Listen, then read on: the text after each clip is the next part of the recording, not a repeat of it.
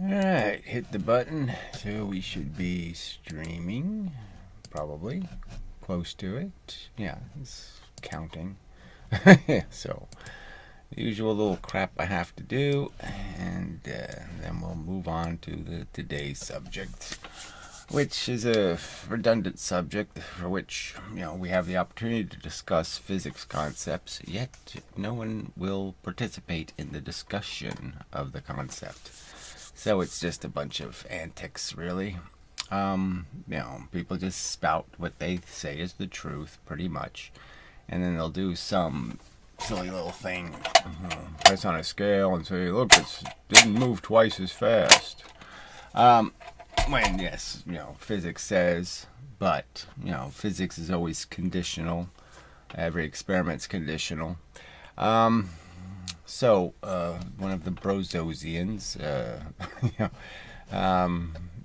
he keeps arguing for a physics theory that he won't defend in any kind of conceptual way. He won't explain how it actually could work that way in the real universe. That is, that physics could have this principle of conservation of momentum, and yet we can violate momentum all the time. It doesn't, there's no such thing, really. He's just saying there's no conservation of momentum, and it's a broken piece of physics. He has no real desire to fix it. He just has a desire to make these, whatever, videos where he is telling me something without using any articulate language. I mean, without any explanation for why I should be impressed by his proof, that there's UFOs. No conservation of momentum. So, I'm unimpressed. Okay, we'll just say that, and then we'll just go through all of these arguments again. The arguments they just keep evading. They won't participate in any kind of rational conversation about any of these subjects. They won't explain why they believe what they believe, in spite of what I have quoted people like Professor Lewin saying, which is, it can't work that way. They don't care. Anyway, so 2 videos. Just for Gary, he titled it. Yeah, just for you. It's just for you, fucker. Alright, so he's still doing this bounce the whatever we want to call this thing. Catapult is what it comes closest to. And he's claiming that because he's proven that the two don't oscillate at the right speeds, that therefore, there's no conservation of momentum, and kinetic energy is conserved. Well, see, he won't say that because it doesn't come out that way, so he can't go that far. All right, so again, we must do the background thing to explain. All right, so there's a simple principle. I don't think it's probably better dark because then there's no glare, but that does seem a little, we could do better than that, I suppose. I hate even trying because who knows what it's going to do. Something evil like freeze the screen. But we could probably use a little more gain here. See how that goes. There we go. Alright, that should be satisfactory. Alright, so simple idea that you can take a lever, convert it into a balance. Now, what has been raised is there seems to be a difference between hanging the object, which is the same as placing it on top of, frankly, versus the object being placed in the center of mass of the lever. Now, I guess I would argue as a principle that the only way it makes a difference is the fact that this is rotating more. The rotational aspect of how it moves through space is different than when the weight is hanging. If the weight's hanging, it's always just whatever this weighs, 9 pounds. For whatever reason, I keep using that. and it'll just weigh 9 pounds no matter where the lever goes. It'll be pulling with the same exact weight. Where the other thing is obviously going to be pushing on the stick more than pulling down. It's not going to have pressure always in this direction because of the rotation. It's going to have pressure in a mixed direction. But anyway, simple enough principle that you could make one of these devices, and in principle, if you have a 2 mass here, or you put a 1 mass out here, twice the distance, there's actually like a law of the lever that basically says, okay, that these two things weigh the same. And you can test it because, yes, it will weigh the same. I can put a 2 over here, and whether I have a 2 here or a 1 here, it will balance, indicating that the torque, okay, of this object there's a compensation that takes place, and there'll be the illusion, okay, that this mass is a heavier weight than it is, because it has to move twice the velocity. That's a simple argument. It's the velocity is what's increasing. This will move just this velocity, okay, with the 2 mass, and this will move with this velocity, the 1 mass, and it makes perfectly good sense that, yes, that's the difference. You've changed the MV, you've converted from a big M and a little v to a big V and a little m, and those two things are equal in terms of their joules or wattage, okay, their power, their force. And it does work, it does oscillate. You can go 4 to 1, you go to all kinds of relationships. All right, so it's a momentum conversion device. You could argue this thing, okay, momentum conversion device, an MCD. All right. All right, now his argument is no, this doesn't actually happen, okay, because he's made a different kind of device where he moves the fulcrum and then he puts a spring on it, and he says it doesn't oscillate at the right speeds, okay. The 2 mass goes faster, okay, then if I do the same experiment with the same compression of the spring and the same little stick, and I put the 1 mass out here, this 2 to 1 relationship dies. This doesn't get twice the velocity. So 2x the velocity doesn't happen. I guess you put a line through it. Oh, okay. You can almost see that. Okay, it doesn't happen. So this goes something less than. Now, it clearly goes something close to, because the difference in the oscillating speed isn't much. All right, so he can't argue it's any of this 1.4 thing where they want to claim that, well, kinetic energy is conserved and momentum is destroyed. So the argument is, okay, clearly, if that's your contention, it's a pretty bold statement. Okay, all of physics says momentum has to be conserved, and kinetic energy is the one, you know, that, as Professor Lewin says, nature can deal with one way or the other, but it can't deal with violations of conservation of momentum. And yes, your logic says, where did the energy go? That's the simple Feynmanian. You know, Feynman basically broke energy into this idea of it being little blocks, and you really just have to always account for the blocks. No matter what happens in the room, there's 27 blocks of energy in the room. You can hide them, but you can't destroy them. They have to be somewhere, okay? And so the argument is where did the blocks go? All right, this force is the same, and you're saying I lost blocks. All right. Now, Brozo did this experiment with billiard balls, and he came out with pretty much the right ratio, 11 to 19. You know, well, the other way around. Okay, yeah, 19 and 11. So this was almost twice the speed. Okay. So his experiment basically validated, within a 10% margin of error, the conservation of momentum. And so we're supposed to accept Ian's experiment as proof that this experiment is not only indicating the wrong, somehow this one that Brozo did is defective. Okay, and this Brozo's did have the full lever on both sides, so the lever was moot in terms of creating any extra pressure on the spring. Yeah.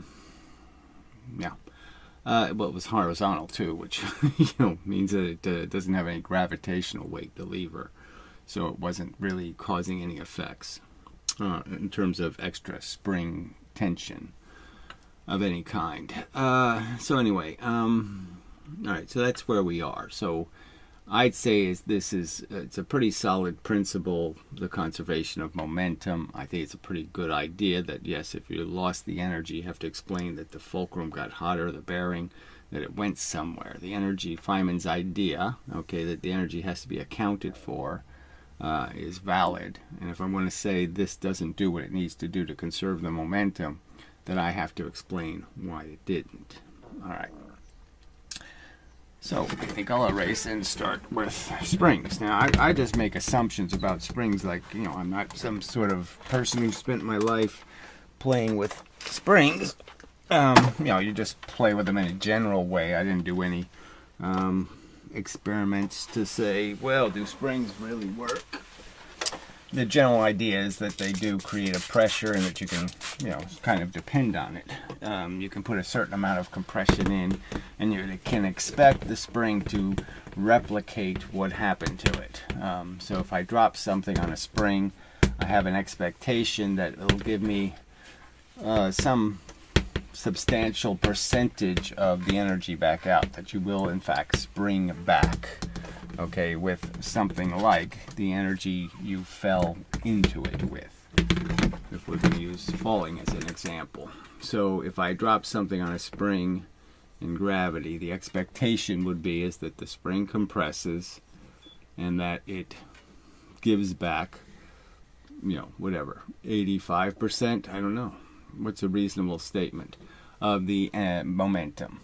So the momentum comes in, the spring is compressed, then the spring reasserts what happened to it. And then there would be an argument that it wouldn't matter how fast or slow I pushed this spring in. So I could find different ways of creating the same amount of this compression. That this compression is what's important. And so I could push the spring down and then just lock it. Or I could drop something and lock it. I could find lots of ways and lots of different speeds to get it to this length. Okay, and this length, represents a certain amount of energy. That, I think, is agreed upon physics. And so the expectation is that just as it doesn't matter how I put the energy in, it shouldn't matter how I let the energy back out. And so if an object would compress the spring a certain amount, I should have the expectation that it would release the same energy. So in the case of his second video, that's where this will come up, in the sense of he's arguing that if a half mass object, a one mass object and a two mass object, are dropped from let's say the same height, just for the sake of argument, that there would be twice the energy compressing the spring. Now, his theory is that the lighter object, they're both going the same speed, so kinetic energy says it's the same. Now, it says it's twice as much as momentum, but the two objects would have, obviously this would have twice as much because it's twice as much mass, so it's mass times velocity squared. The velocities would be the same, equal velocities, and they have unequal masses. So you'd expect twice the spring compression for the twice as massive object, even if you believe kinetic energy. Momentum and kinetic energy say the same thing about the outcome of this experiment. And the trick is that it's an amount of compression, and you should expect that you can replicate results by switching the objects that are actually putting the energy in. And so this goes to the velocity argument, because the velocity, is what matters in gravity, in the sense that you're gaining your energy from your time that gravity is pushing you, 9.8 meters per second. Now, it'd be nice to be able to discuss that with somebody. Do they really believe that it's about distance and it's not about how much time you're in the gravity, even though the gravity says 9.8 meters per second. Even though it says that per second, they think it's per foot. Okay. Yeah. So I would question whether that's a reasonable thing to think. Okay, that it's per foot. Yeah. All right. But anyway. All right. So we'll get to that specific example. I just wanted to do this part to make one simple point. Is that what we know the limitations of the spring. Okay, so clearly, see, I didn't play yesterday the video of the guy talking about it, but he's basically saying that, you know, these laws or rules for spring compression aren't perfect. And the fact is that the line, all right, for how much the spring compresses isn't some perfect straight line. Okay. That it is a little bit bent at the beginning and it's a little bent at the end. Okay, and it's in this middle section that it's fairly reliable. So that's part of the question is you don't want to compress a spring to its maximum compression, and you don't want to pull a spring, okay, beyond its maximum, beyond its relaxation point, beyond it, no, to an extreme, okay. But anyway, so there's a certain amount of working area where whatever experiment you do, you want to be in that working area. You don't want to be outside of it. You don't want to compress the spring all the way, and you don't want to expand the spring all the way. So that's the working area. All right, and the real something also quite obvious is that if I compress a spring, depending on what the spring is made out of and how big it is and lots of things, the K constant, spring constant. Oh, that's almost not in the picture. I guess I could use this space over here. It doesn't really matter. The point is that the spring will relax at a speed. Okay, so the point is say I compress a spring. So this is compressed. And when it relaxes, it's going to have, in fact, a maximum speed. So it's not like you can do the gun and bullet thing. You can't even do like the lever thing to some extent. You've got this limitation to how possibly fast the spring can actually push something. It has a limitation to how fast it can move, and how close you are to that limitation of the spring would dictate, I guess, how much energy you could expect to get out of the spring. All right. So, you know, the simple argument is they're saying the same spring compression. If I put a 2 mass on it and I push it, okay, now even though Brozow's experiment showed exactly the opposite, they're saying the same spring compression only creates 1.4 the velocity here, not twice the velocity. So even though it weighs half the mass, I'll only get 1.4 the velocity, which obviously is a violation of momentum, conserving the momentum. That doesn't conserve the momentum. 1.4 is not a conservation of the momentum. So I'm getting 30% or whatever degrade in the momentum, and they're not accounting for it. They're not explaining why that happened.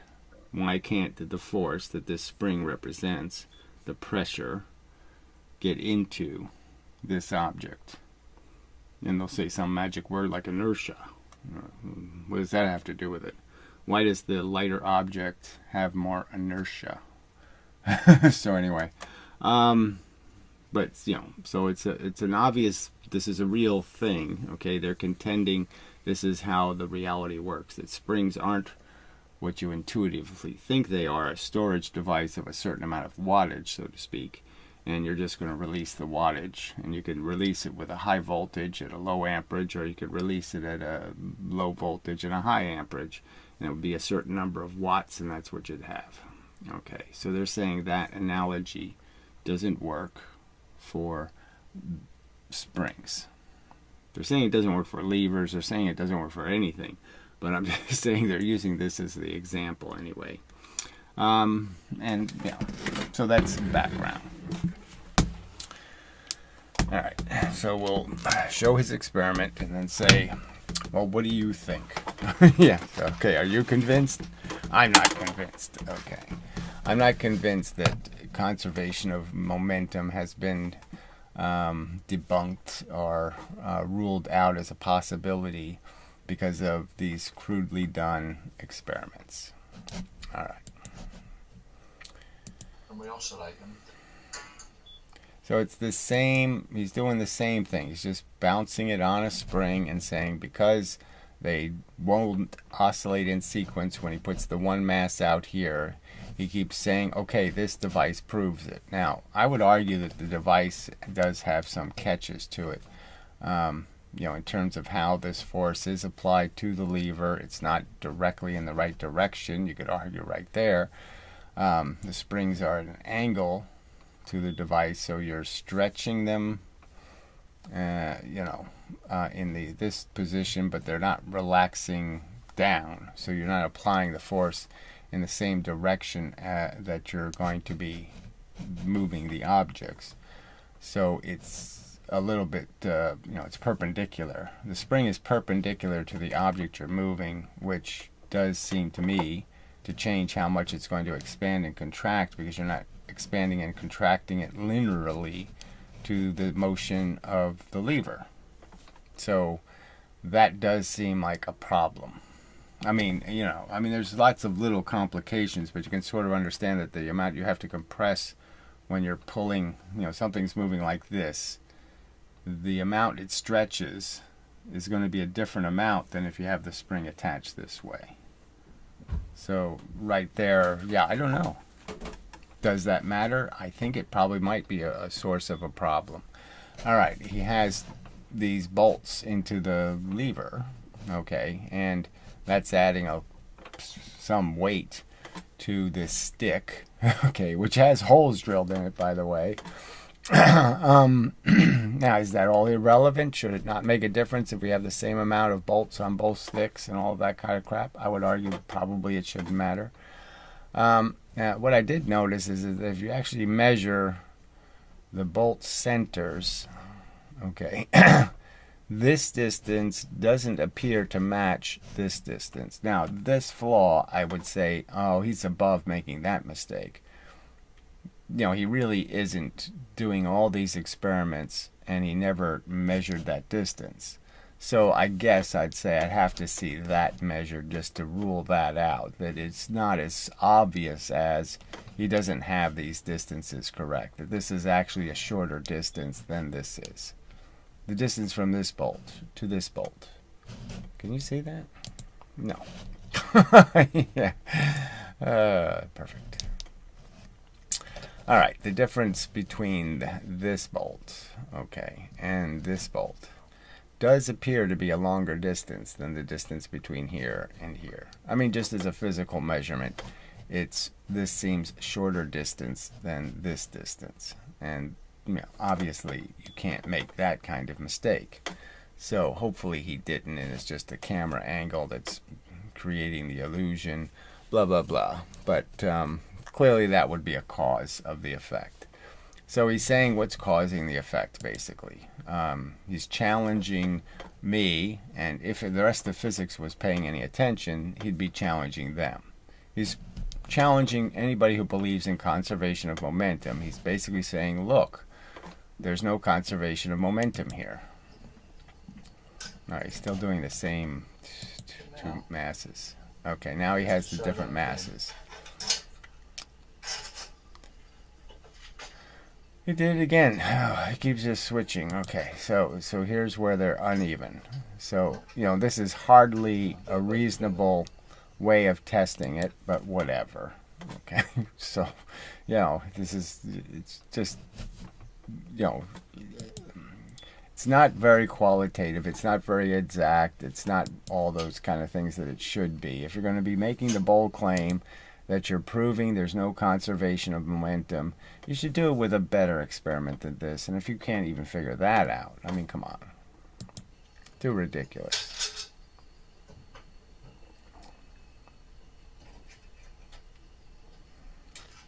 All right, so one has the two mass. Did you catch that? Because you missed it before. Yeah, whatever. You wet yourself. Yes. Your experiments are a pile of shit and tedious to watch. So yes, it is hard to pay much attention. I do have to squint through the whole process because it's like looking at shit.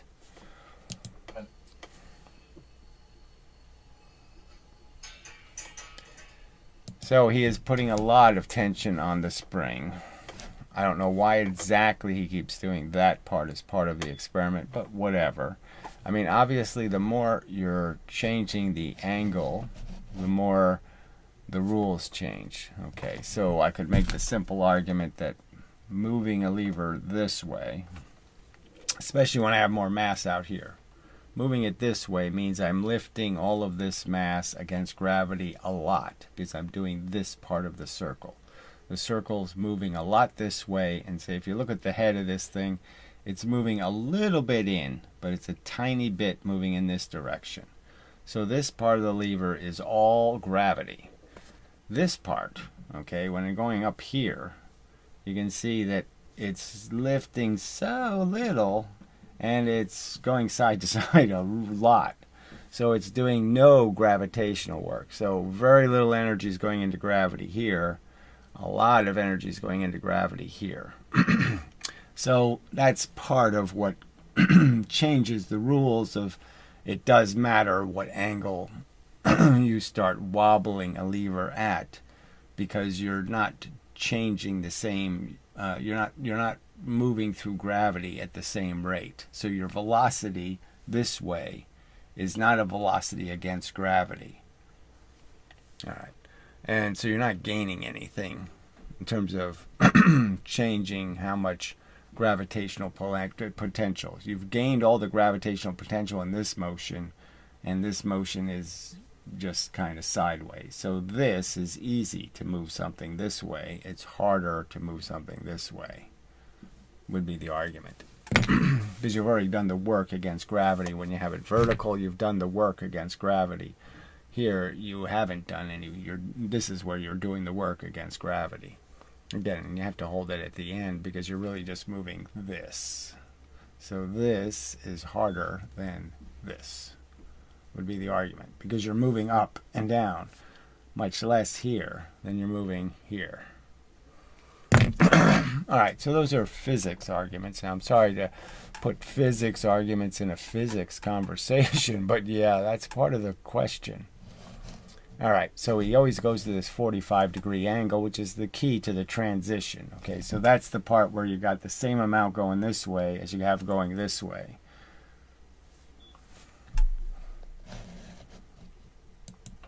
One, two, three, go.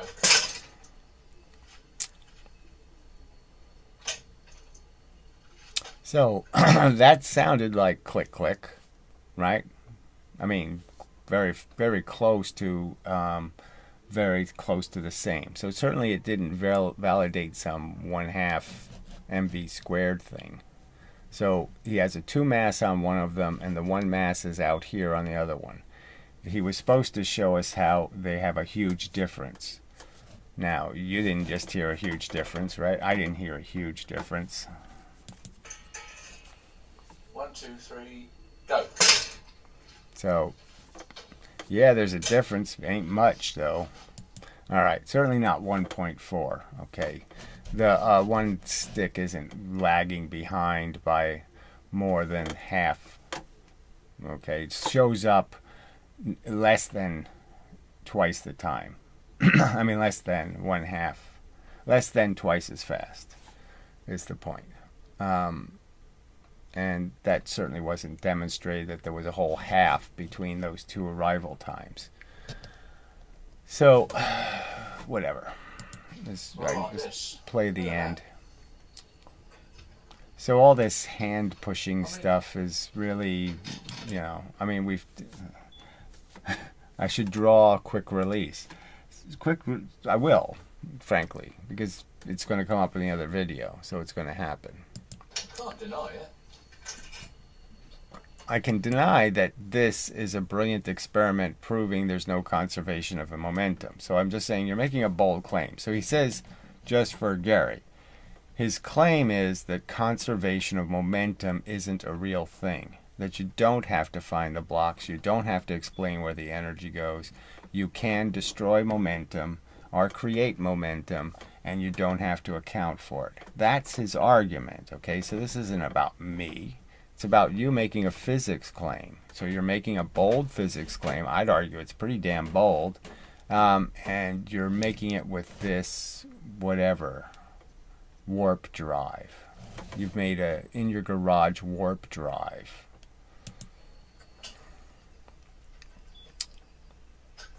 Oh, well. Yeah, they're not actually oscillating the same either, you can see. So what's the point of this? So there's nothing qualitative. He certainly isn't proving kinetic energy is true. He didn't prove the 1.4 thing anywhere close to it. And he's basically saying, I'm going to prove there's no momentum. So he's basically doing what Brozo did in one of his experiments. He's hitting the 14, okay, and proving it's not 12, but also proving it's not 16. So it's not momentum or kinetic energy, it's some new thing. The new thing is the real physics. And I'd say, no, what's the likelihood is that there's something wrong in how you've engineered this experiment. So the sideways spring is a little bit dicey because I imagine it can move on this fulcrum. I mean, the spring it probably moves on this eye hook. As the eye hook moves its position, the position that it's connected to the eye hook changes. These are all features that aren't really good. Okay, they could be called errors. Okay, not features. So, and there is a hole in both levers right here, which you just wonder, why is that hole there? I mean, is that where he was first going to put the weights and he decided to move them out further for some reason? I don't know. Maybe that's the center of the lever when he actually had it as a balance, on both sides. So he had the same amount of wood on both sides and did experiments. That's probably the explanation. And then decide to go to this imbalanced lever and say, well, I'm going to change, from a balanced lever to an imbalanced lever, and I'm going to claim that the rules are the same. I don't know if the rules are the same. That wasn't my argument, frankly. But he's going to claim it was my argument. So, more bullshit, you could say. I would certainly say it's bullshit. I hope you enjoyed that. Noise, that's what I heard. I heard some more noise on the subject. I heard you didn't explain anything. You're basically, again, making a bold assertion. There's no conservation of momentum. And this is the device you're using to do that with. And there's lots of pieces of it we don't get to understand it all. So you have this piece of wood mounted to this piece of wood, which can also bend under the stress. We don't even know how much this wood bends. So, I mean, this whole experiment is kind of suspect. And you're saying, well, look at the tiny bit of difference in the fluctuation, and we should draw a conclusion about that tiny bit with this rickety Rube Goldberg-esque device. And I'm saying, I don't think I'm obligated to change my opinion, that I understand the idea of conservation of momentum, and I understand that all experiments basically have to account for where the energy goes. So if half the energy disappears, they have to explain where the energy went. Now, obviously, physics school doesn't have to do that in the train example, but whatever. So I've made all these arguments, made them over and over again. There's no reply to any of them. They will give you no theory. They just do this antic and say, there, didn't I prove it? And I just associate that with just put your clown shoes on and pull flowers out of your hand and say, look, I made magic flowers. It's not any better than that. So only one comment on this video. Surprising. Hi, I'm Gary, and I disagree. Yeah, and I explain why I disagree. Okay, because I don't make logical sense. Because it don't make logical sense to me how nature could possibly behave that way. You showed. Well, I don't think it makes sense to Professor Lewin. So again, they keep doing this, but they'll never respond to the simple point. What did Professor Lewin mean when he said nature can deal with kinetic energy one way or the other, but nature can't finagle momentum? When he was talking about the bold subject of conservation of momentum. So you're saying there is none of that. You're saying it against other physicists, and yet you're pointing this argument that I'm the problem because I don't believe you. The rest of physics doesn't believe you either, but that doesn't matter to you. I mean, it is kind of, you're kind of obvious, okay, that it's not about the truth. It's about something else with you people. It doesn't make no sense. It's illogical. Well, it is. Okay. So plainly there's a problem, a paradox, a brokenness in the steps. We're supposed to believe that forces are forces, of course, of course. A force is a force, of course, of course. I mean, you can't do anything to this force idea. And you're saying the same force doesn't produce the same momentum. So that's completely against what Newton said in his description of his second law. I mean, he basically overtly said force is momentum. Okay, you want twice the momentum, just add twice the force. All right, do you have to draw a lever again? Do I have to draw a lever again? So he's mocking the idea that they should talk something about the theory they're proposing, that they should give us some background to why we should believe it. So they don't do any math, and they don't do any diagrams. They don't show us any kind of logical procession through a system, how the system works. They just say, believe us. Here's the flowers. You know, here's the rabbit I pulled out of the hat. See the rabbit? His name's Binky. That's all. Let's go over it one more time. So again, he's mocking the idea that I have had to say this over and over because not one of these trolls can produce a reasonable argument for why their theory could be true, why it's consistent with what the rest of physics says happens. Here we have a lever. So, and 10 minutes later, we're all bored to death. So they don't like talking about physics. For the 300th time watching him try to draw a straight line where he shows what nature must do. So again, he kind of knows Professor Lewin has said it must do it. So he knows that that must word is, but he's mocking it, okay? It's something mockable. All right, so I could Professor Julius Sumner, I could show him. You know, he made videos back in the 50s talking about conservation of momentum. So, yeah. But again, they just want to make it personal. Not what you just showed him. So, yes, so he showed us an experiment where he's saying, I've proven there's no conservation of momentum. It's, again, I'll state again, it's a pretty bold assertion, and it should come with a little better evidence than this slop, frankly.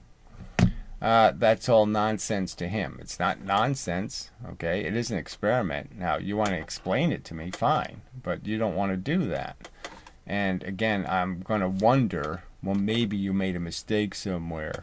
Okay, so no quick release. I mean, yeah, we'll go over that again and again.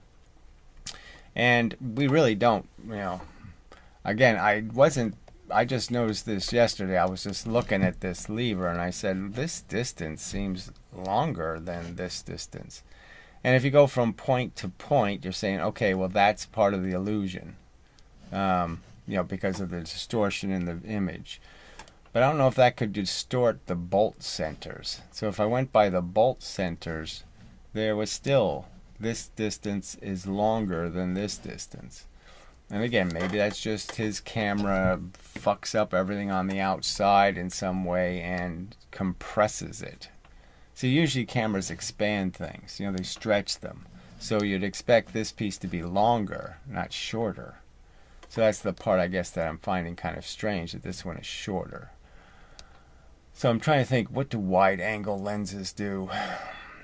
They compress the outside so they can put more wide-angle in. So yes, they do compress. So maybe that's all it is. It's just compressed by the wide-angle lens. Yeah. But we don't know, because he never showed us a measurement. I mean, it's not that complicated, right? Just put a ruler up, a yardstick up, and just show the bolt centers are exactly the right distance. All right, let me finish this brozo crap. Now we just showed him, that's all nonsense. It kind of reminds me of Father Ted Crilly trying to, so this is another, he's all these references to his little English humor shows.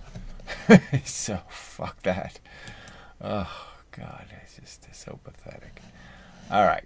So again, just understand, his claim is he has done an experiment that proves there's no conservation of momentum. And he hasn't done an experiment that proves that it does conserve kinetic energy. So we're stuck with neither formula being demonstrated to produce an accurate result based on his experimental data. And I'm supposed to say, wow, that's incredible, you're brilliant, what a great experiment, you really did science in, thanks. When, no, I'm not at all confident. Yeah. And yes, I'm going to be reluctant to believe there's no conservation of momentum. All right. So on to this pile of shit. All right. So this is, I did request, okay, that he just use the half mass. Now, I guess we could play the beginning of this where I don't exactly know why he can't find better masses to shoot, but apparently he can't. And we don't get to see exactly what these springs are and how much he's compressing them. Now, it doesn't seem, he said they're more than one spring, so that's what the bouncing sound is. But I don't know if that should really matter, because when he did the previous experiment, there didn't seem to be any problem with him getting 4 times the height by compressing the spring twice as much. Now, we didn't get to see whether it was twice as much compression, frankly, but whatever. So everything that's kind of interesting here is kind of dark. I think I have the video on this time. Difficult messing around with this. So he's not going to be using the same, masses that are in some way coherently shaped or something. So, it does look a little sloppy on that end. All right, so my simple argument was, well, just put the half mass on there, okay, on your spring device, and you really should be able to get 4 times the distance. So he changed things, so he put a stop on this time, okay, so guaranteeing in some respect that he's putting the same energy in.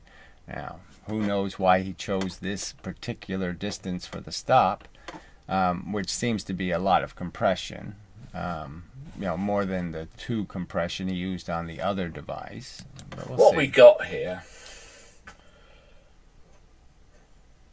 this is what I'm calling a 1 mass weight. We'll weigh them in a minute.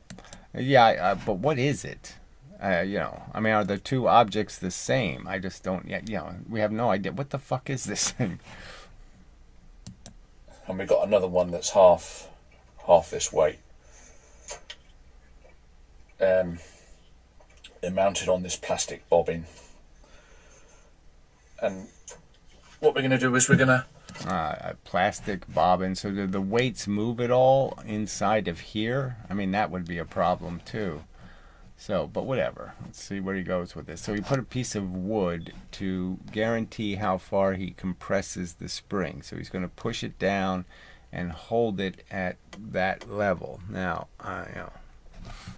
that seems reasonable enough. So I don't have, that seems a reasonable way to start. But he's still not using a quick release. So he's pushing him to the same force. And obviously, the half mass, by what physics says, physics does say it should go twice the velocity. He's saying it won't go twice the velocity.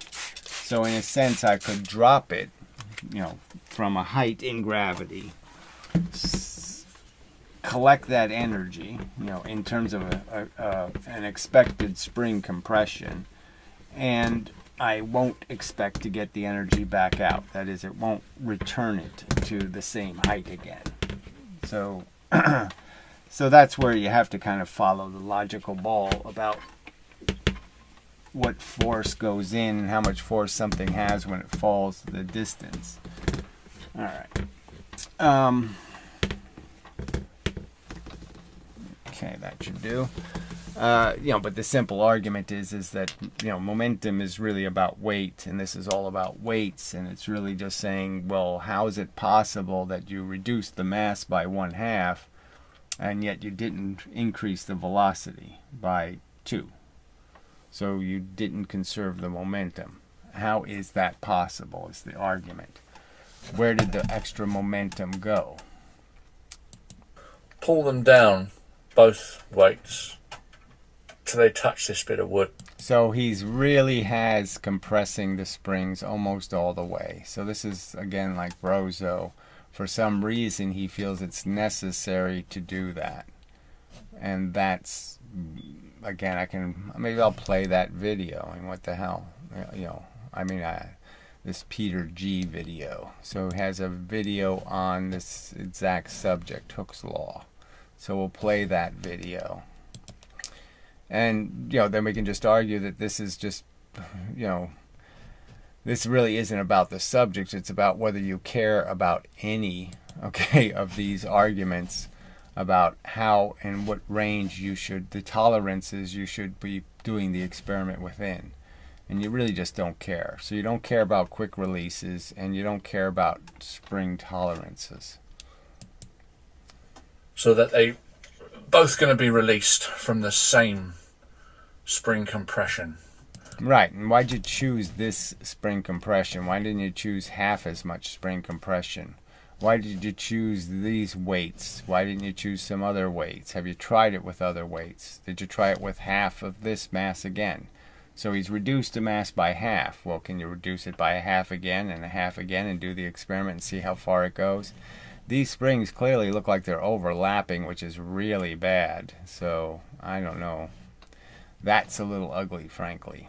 But it really, I would argue, it doesn't necessarily account for his result at all, because, yes, every single time he does the lighter mass, it doesn't go the required velocity. So we don't have to worry about, because we got... Probably should have washers between the springs to make sure the springs don't push into each other in funky, crookedy ways. This stop, we don't have to worry too much about measuring that. It's going to be the same in both cases. Which is a lot, for whatever reason. Now, why this is interesting is... So, and then the other part of it is, I don't know if that's how it's filmed, but yeah, these marks don't really add up to anything. I mean, they're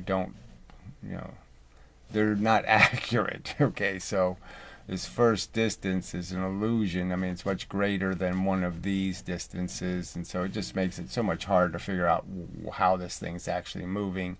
And it appears to be, pointed down at a pretty poor angle to be making those comparisons. So these are, if you're going to do an experiment where you're going to prove there's no conservation of momentum, it seems like you'd say, yeah, I got to do a little better than this. Gary says this will prove or disprove kinetic energy. Yeah, Gary says is that if the spring does what we all say, I mean, all of physics says should happen. I'm just saying, if I ask a physics professor, I'm pretty sure what answer I'm going to get. All right, I compress a spring, I put a 1 mass on it, and I put 2 mass on it. What is my expectation when I put a 1 mass on the same spring compression? The expectation is it goes twice as fast. Theory. Because the 1 mass won't go twice as fast, okay? It won't do what it's supposed to do. It won't conserve the momentum. So if it goes twice as fast, then it goes 4 times as high. That's a law. That's a law since Galileo. So that's a really old law, a really reliable law. Twice the velocity, 4 times the height. 4 times the height, twice the velocity. That's the way gravity works. So everybody does agree with that. So I don't know where you're going to go with that fact included. So include that fact in your argument that all of physics knows that if you go twice the velocity, you'll go, as liftoff, you'll go 4 times higher into the gravity. And if you drop something 4 times the height, that it will be traveling twice the velocity when it hits the Earth. Those are facts. So incorporate those facts into what you're demonstrating. 1 compression distance will launch to a given height. We'll see what that is. You might have to pause the picture. I've got no editing facilities. It's a bit of a nuisance. Oh, well, I mean, everybody has editing facilities, in the sense that, You can record. Well, I guess he's just saying he has a phone. He doesn't have a computer. You know. But you can do some editing with phones, obviously. But anyway, you can see roughly. Now he just doesn't want to. I understand why you don't want to, but just, give the right reason. You can't be bothered. Half mass launched from the same spring, same compression. If kinetic energy theory, according to Gary, is correct, it will go twice the velocity.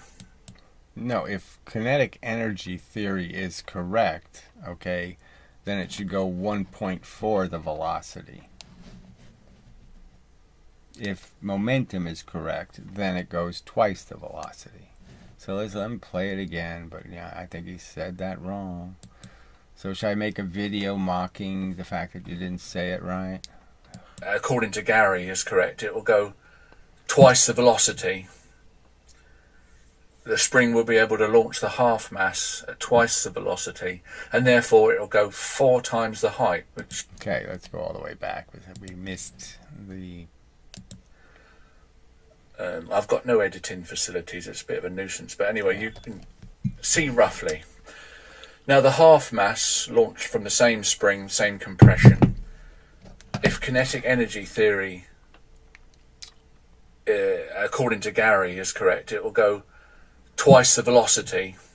So that's not what Gary says, right? So if kinetic energy is correct, then it'll go 1.4 the velocity. Because... you're transitioning from heavy object to a lighter object, and the velocity number can't double because that would make free energy. The spring will be able to launch the half mass at twice the velocity, and therefore it will go 4 times the height, which is correct. So we're going to test it to see what it does do. Right, so he's not going to test it by measuring the velocity of the object, so we're really not going to get the velocity of the object, all that kind of stuff. But the simple fact that it doesn't go 4 times higher indicates it can't be going twice as fast, because it's obviously doesn't travel. No matter what, I could have a little P next to this, and I could have a paper clip, and I can have this object, and the fact is if I make it go the same, all those things go the same velocity, they'll go the same distance in the gravity. So they'll all rise to the same point and then fall back down. So, because gravity is about time. First things first is, you have to bear with me. Ooh, a little messy. I've got to weigh both of these weights. It's a bit awkward one-handed. Alright, I don't know why exactly he has to weigh them. I guess that's an old burnt up camera there. It'd be nice if I had some editing facilities. Yeah, you really are space confined also. I mean, frankly, if I was to do a video, it wouldn't look much better than this. Weird scale, okay, so you put things down on the scale and it rotates the needle around, which is weird. But anyway, we might as well just play this part to see if we can get some look at what these weights are. I mean, they're just weird looking. But I haven't. Looks like a car part of some kind, but who knows? So we got a pound scale here. Doesn't look like it's properly zeroed, frankly, but whatever. Yeah, it's not properly zeroed. Oh, there it is. Now it is. Okay, the shadow, whatever this line was really throwing it off. All right. So that says 0.01. Oh, okay, 0 lb. Okay.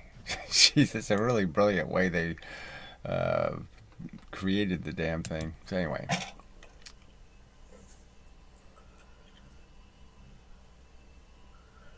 It's 1.5 pound. All right, so we don't get to see it, unfortunately. We'll just zoom through this. Oh dear. That's what's going to use up your memory. Not necessarily all this really. It's only to... Somebody's going to think you're cheating. Whatever. 1.5 pound and 1 ounce. So you didn't weigh anything before, so I don't know why he's showing us weighing them this time. So if you're going to show something, yeah, just measure those centers on your catapult. That's that one. That's the big one. All right, so that's the big one. So again, I don't know what the hell that thing is. You see the difference? This is a... Yeah, I can see there are different heights. Okay, so that shouldn't matter because he's pushing them down. But who knows how they push or what the, you know. Half mass, that's the 1 mass. So we had 1.5 pound and 1 ounce. We've got 3/4 pound and ½ ounce. That's what it says, right? Well, it's a little more than that actually, but who cares? It's probably close enough. Probably. So it's a total of, so there's 8 ounces, 9, 10, 11, 12, 13. Pretty close to 13 ounces. And the other one was 16, 17, 18, 19, 20, 21, 22, 23, 24, 25. So what did I just, well, anyway, it doesn't matter. Close enough. 3/4 plus 1.5 and 1 ounce. So they're double. Well, bear with me. So the interesting experiment would be if he, you know, since he has the thing, he should just figure out how to make the weights adjustable. That is, he should be able to figure out how to make them 10 ounces or 5 ounces or whatever ounces he wants, and then do the experiment comparing a 5 to 10 ounce and then a 10 to 15 and then a, you know, well, 10 to 20. You should have more range in which objects he can compare.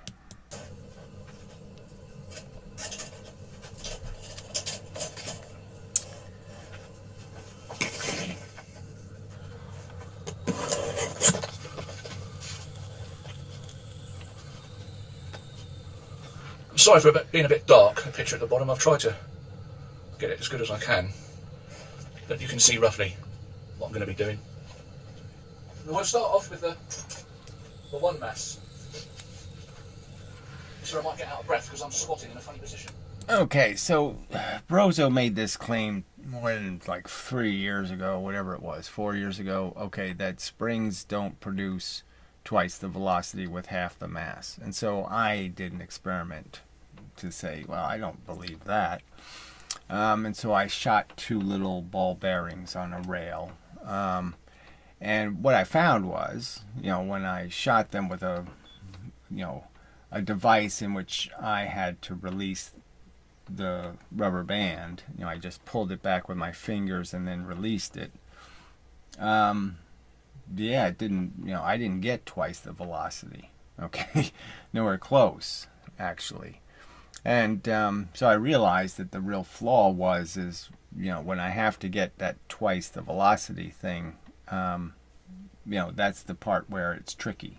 You know, the faster the motion, the more essential it is that you use a device that can release really quickly, because you're just not as quick as you think you are. It feels like you're letting go at the same speed, but you're really not. So the higher the pressure or the faster the speed, the more critical it is, because the fact is that's when the energy is going into the object, is right at the beginning. The initial pressure is where all of the real action is taking place. The later motion of the rubber band or the spring, a lot less energy is being transferred. So the most energy is transferred in the first millisecond. And then every millisecond after that, there's less and less energy being transferred.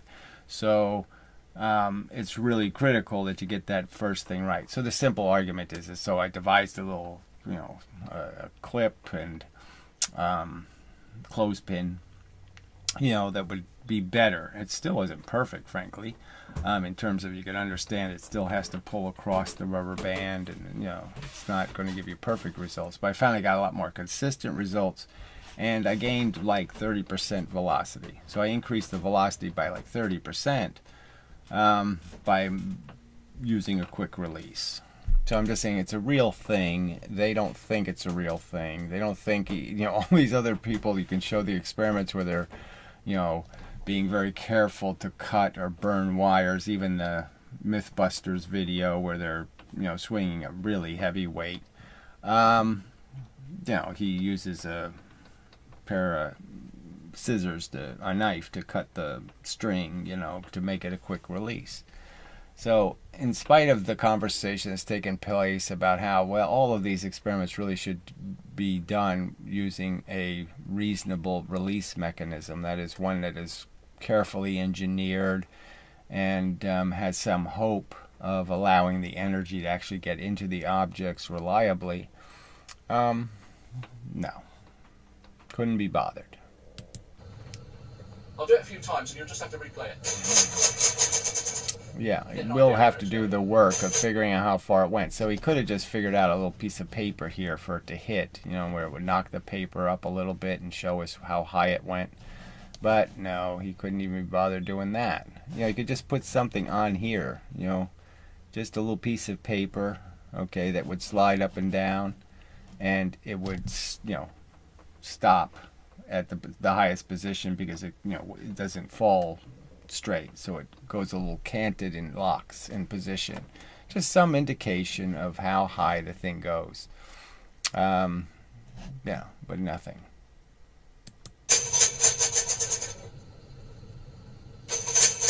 Alright, that one was really low. That was here. So, when we play it back, we'll be able to see.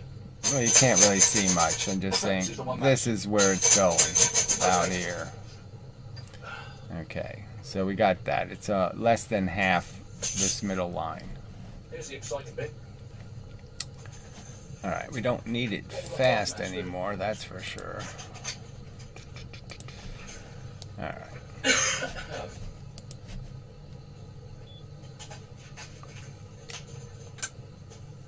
So let's understand these. It's a substantial weight. It's almost a pound. Obviously, he's going to shoot it quite a distance. It's quite a bit of energy, and he's using his hands to release it.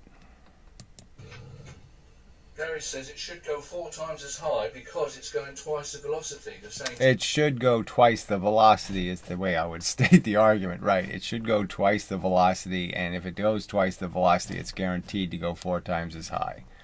That's the argument, yes. Spring force can launch it twice the velocity. It wouldn't matter how light it is or how heavy it is. If I get it to twice the velocity, it's guaranteed in gravity to go 4 times higher. That's just the rule. So, yes, clearly it's not going twice the velocity. And the explanation you have to provide is that's a violation of conservation of momentum. You're saying the spring didn't conserve the momentum, and so now you have to explain why it didn't. So you have to use some inertia argument or something, right? You're going to say it's more inertia. It's harder to push the lighter object against gravity. Why would that make any sense? So you have to explain where the extra momentum went, the missing momentum. Where is it? So it should go 4 times as high. Here we go then. Alright, so it's certainly not 4 times as high. So it went about here, I guess. I'll leave the mouse there maybe. Well, I can't. Well, yeah, I can. Actually. Alright, yeah, I can do that. Yeah, try that. Alright, let's see where it goes. Okay, sort of missed there. Yeah, I missed. Alright. That didn't even get to that little white line there, barely. So we're not getting very consistent results. That could be observed, okay? So clearly a kind of a huge difference, okay? One launch goes here, one launch goes here. Big, giant difference. I mean, that's 20% difference. So we have huge variety in the launching result, which isn't a good sign, frankly. It's not a very good experiment if each trial gets a broadly different answer. That means it's not a very good experiment. But let me use the mouse. Maybe I can do this. We can actually catch it at the right point. Is it 4 times as high? Okay. Alright, so that's clearly heading for that other one. So the other one was down here. This one's going higher. And it's about the same. A little more than 1/3 of the way up.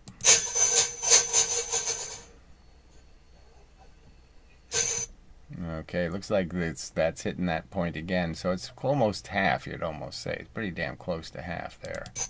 Went a little higher, so it's a little higher than half. Alright. Should be about twice as high. Now, for what logic would be twice as high? Again, so that's his argument. So 1.4 would be twice the height. So 1.4 the velocity would give you twice the height. But you'd still have to explain, well, how it's at 1.4 the velocity. That's a violation of conservation of momentum.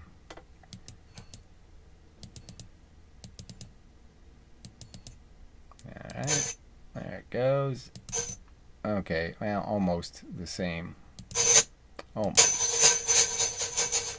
If all is correct with the world.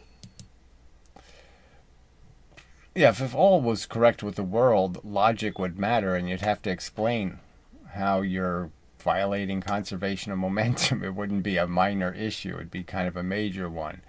So obviously things aren't right with the world, because you can say, I'm proving there's no conservation of momentum, and yet you don't take any account for proving that, what that means to physics.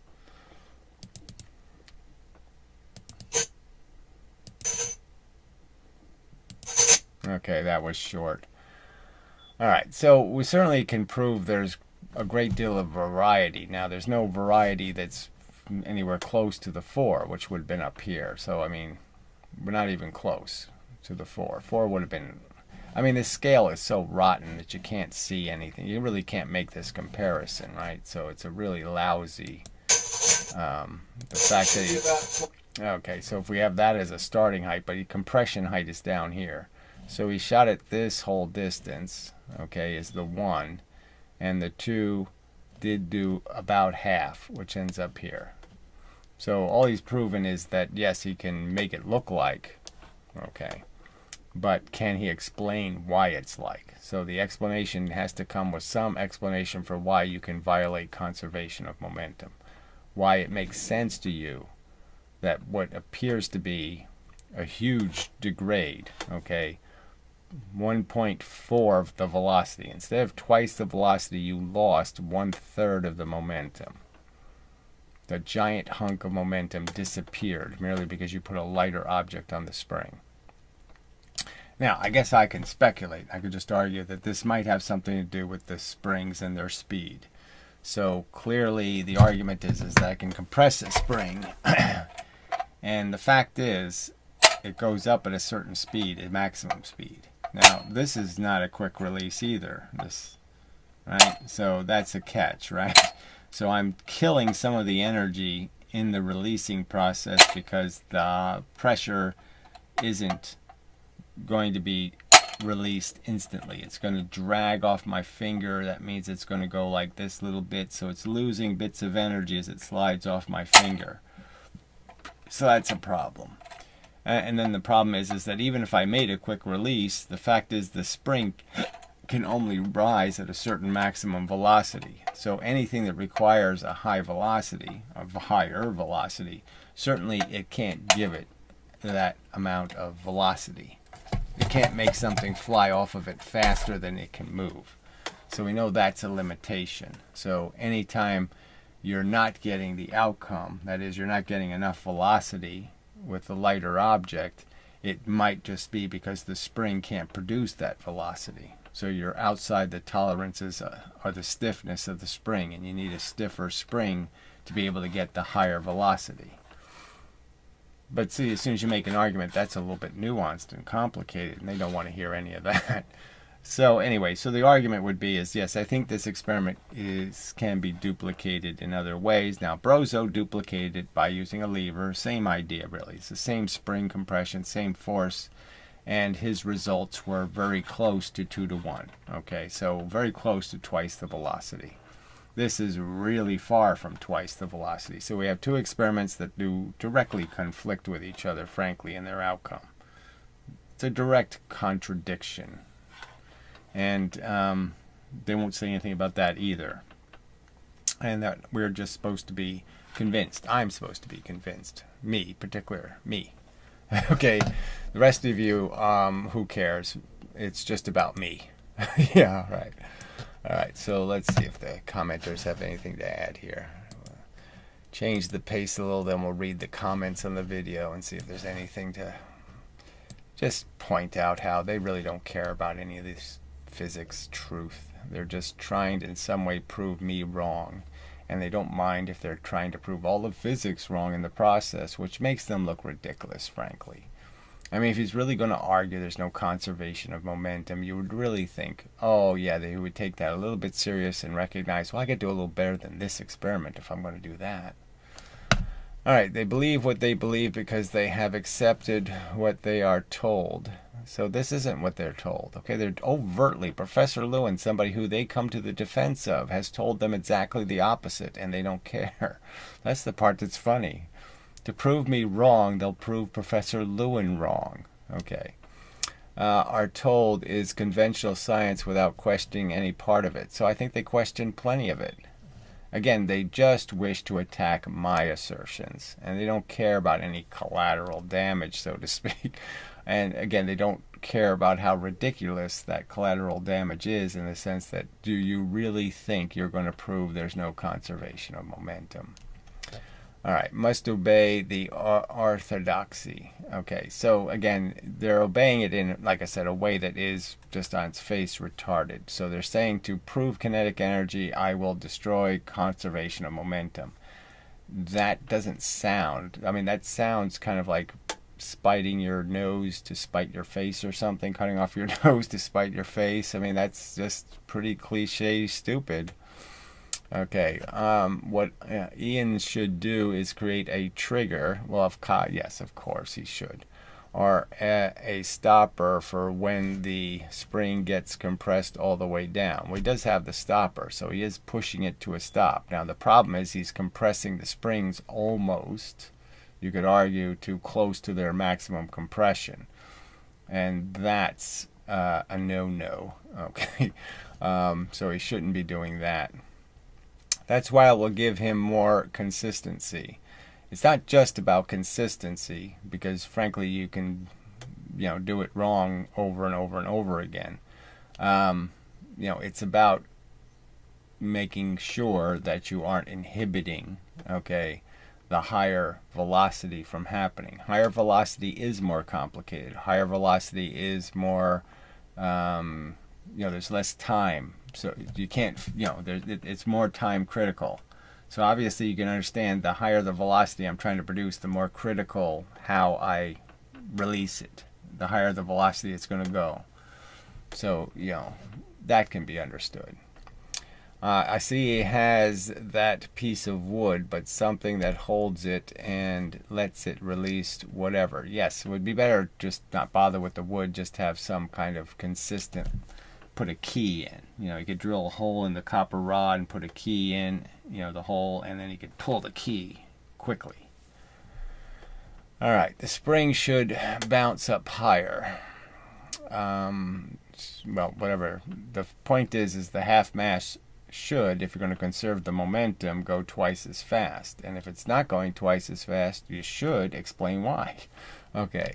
If more energy is left over in the spring when the half mass is launched compared to the one mass. Yes, it does seem that that's quite obvious. That's the sound you hear. Bounce, bounce, bounce, bounce. The spring's bouncing because the springs are rising because they didn't get the energy into the half mass.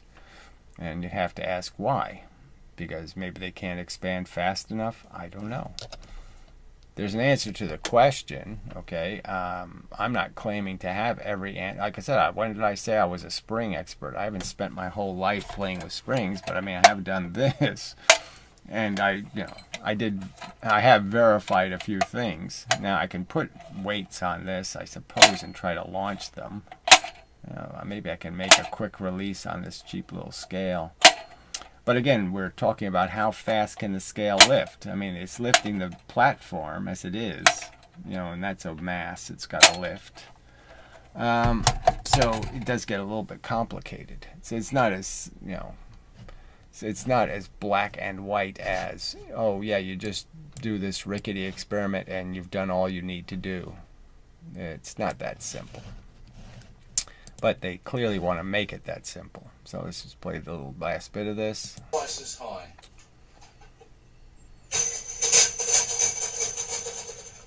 So that was way short too. So that one barely got here, you know. So it wasn't a maximum. Mindless Marbles explains it very well. I'll try and pin a comment. Oh yeah, please do that. Thank you. I would love to see this explanation. Yes, thank you. Please show me the explanation where you can violate conservation of momentum. I'd love to hear the explanation. Where did the energy go? About how you work out what height it is, but it's should be about twice as high as the same. Yeah, 1.4 would be, as a velocity, would end up giving you a joule number that's 1/2. Spring force with half the mass. Because it can't, although it's the same energy in the spring, it can't launch the half mass at twice the velocity. Why? That's all. I mean, you can't answer the question. Why? Why? Why can't it? Conservation of momentum says it can. You say it can't. So why didn't Professor Lewin say you can't move the half mass twice as fast? Why doesn't he say that? I mean, it was all his lectures. Why didn't he tell me that you can't move half masses twice as fast? Because of the greater inertia, of course. Okay, so he said it again. The greater inertia. This isn't on some kind of arc or any of that kind of crap. This is just a half mass sitting there. Why does it have greater inertia? Well, there you go, Gary. I hope you find that satisfactory. No, I found just what you just said totally bullshit. I mean, you're making claims and you don't show anything. You're saying that somehow you have this reasoning behind this that Mindless Marbles did. Well, you're not going to show us any of that reasoning.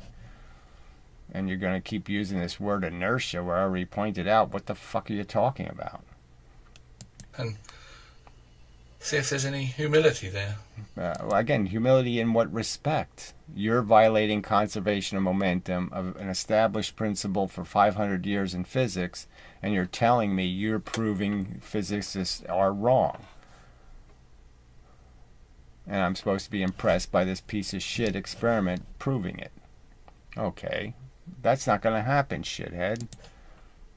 Alright. Anyway, it's just so bad. Alright. Draft science insists the half mass must attain twice the velocity. I insist that's what physics says. Yes, Professor Lewin insists. Okay, he actually says almost exactly these words. Half the mass, twice the velocity. Or I think he said twice the mass, half the velocity. That's what he actually said. I mean, come on.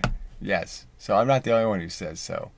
If one of the masses propelled from the same spring energy, then it would go 4 times the height of the one mass. Yes, if it attains twice the velocity, which is the statement of that's momentum conservation, then okay. But it doesn't. Instead, it attains 1.4 the velocity and giving twice the height. Whoops, with a whatever this kissy face or something. Yeah, so you can say the same thing to Brozo. So why didn't Brozo's experiment come out that way? Brozo crashed something going with half the mass going twice the velocity, and something with twice the mass at half the velocity, and something of twice the mass, half the velocity into half the mass, twice the velocity, and just plowed them into the same spring, right? And he got the result of 1.4. When, yes, momentum conservation says 12 and kinetic energy says 16. So he got right in between the two theories. What's your explanation for that? Well, why is that experiment different than your results? Okay. we won't get an answer. Okay. That we can be assured. There will not be an answer to any question I ask. So he didn't pin any Mindless Marbles comment. Okay. Is this it then, Gary? Argument over. So that's him saying about his own video. Yeah, that's really interesting. The video shows the linearity inverse proportional ratios of the mass of the probes and height they can reach when launched from the same spring. Nice video, well done. So John is saying that, yes, half the mass, not twice the velocity. Okay. People should remember to measure the heights from the point E equals E, where the spring stops pushing the probe. So the spring isn't pushing it, it's getting pushed into the spring, but whatever. And where the probe is its maximum speed. Yes, well, we're not doing any velocity tests here, are we? No, that's part of the problem. But at least he's conceding it's the maximum speed at the bottom is where the maximum amount of transfer of energy takes place, and that's the part where the fingers are still on it. Not a good thing. So John comments to himself, point was that Goofy doesn't realize that the momentum was not conserved in the experiment.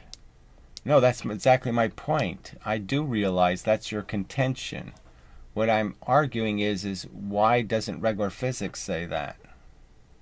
So you're saying it's a truth. All of physics says it's not a truth. So why don't you explain how they have it wrong? Why don't you call them goofy? Okay? Goofy physics says, okay, springs store energy, but they do not store momentum. So most physicists will argue exactly the opposite. They'll argue that springs store momentum, not kinetic energy. Because they'll say springs conserve force, and the force is the momentum part. So it's kind of an ironic statement, right? Because they'll say that springs store weight, right? Weight is what is all about the linearity, is weight oriented. Momentum is weight. I mean, anybody who thinks about it a little tiny bit can understand, again, that I can do the experiment where I move something at a velocity sideways and I can make the thing weigh exactly its mass.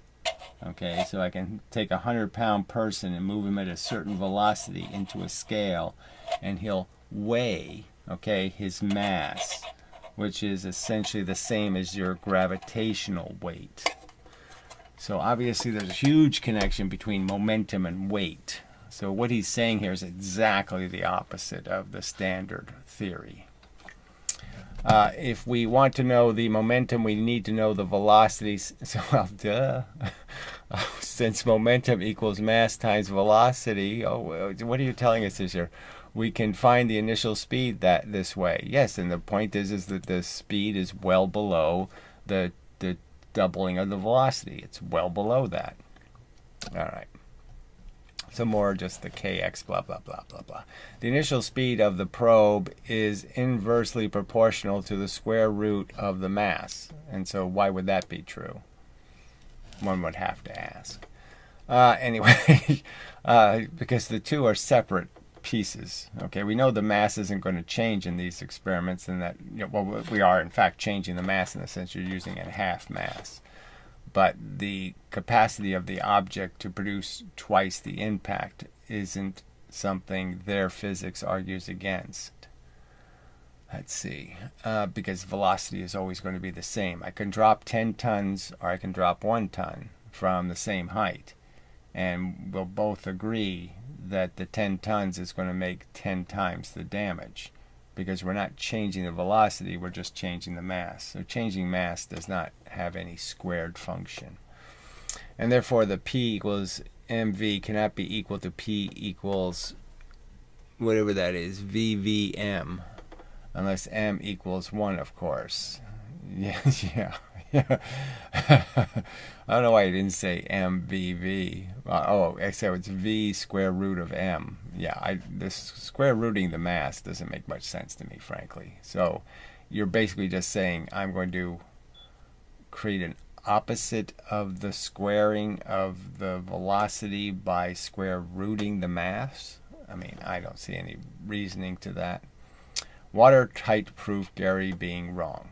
So again, they're saying there is no conservation of momentum. Now, we already knew this guy was a nut. He's a free energy nut, so he doesn't think much of the law of conservation of momentum. All right, so that's no big surprise. All right, so then we have nice demo Ian and brilliant work. So that's what we got from Mindless Marvels, who was to provide us with this great explanation, and all we got was brilliant work from him. So I don't know why he didn't provide what he said he would provide in the video. He said in the video, Mindless Marvels provides this great explanation. I'll provide it. Well, he didn't provide it anywhere. All right.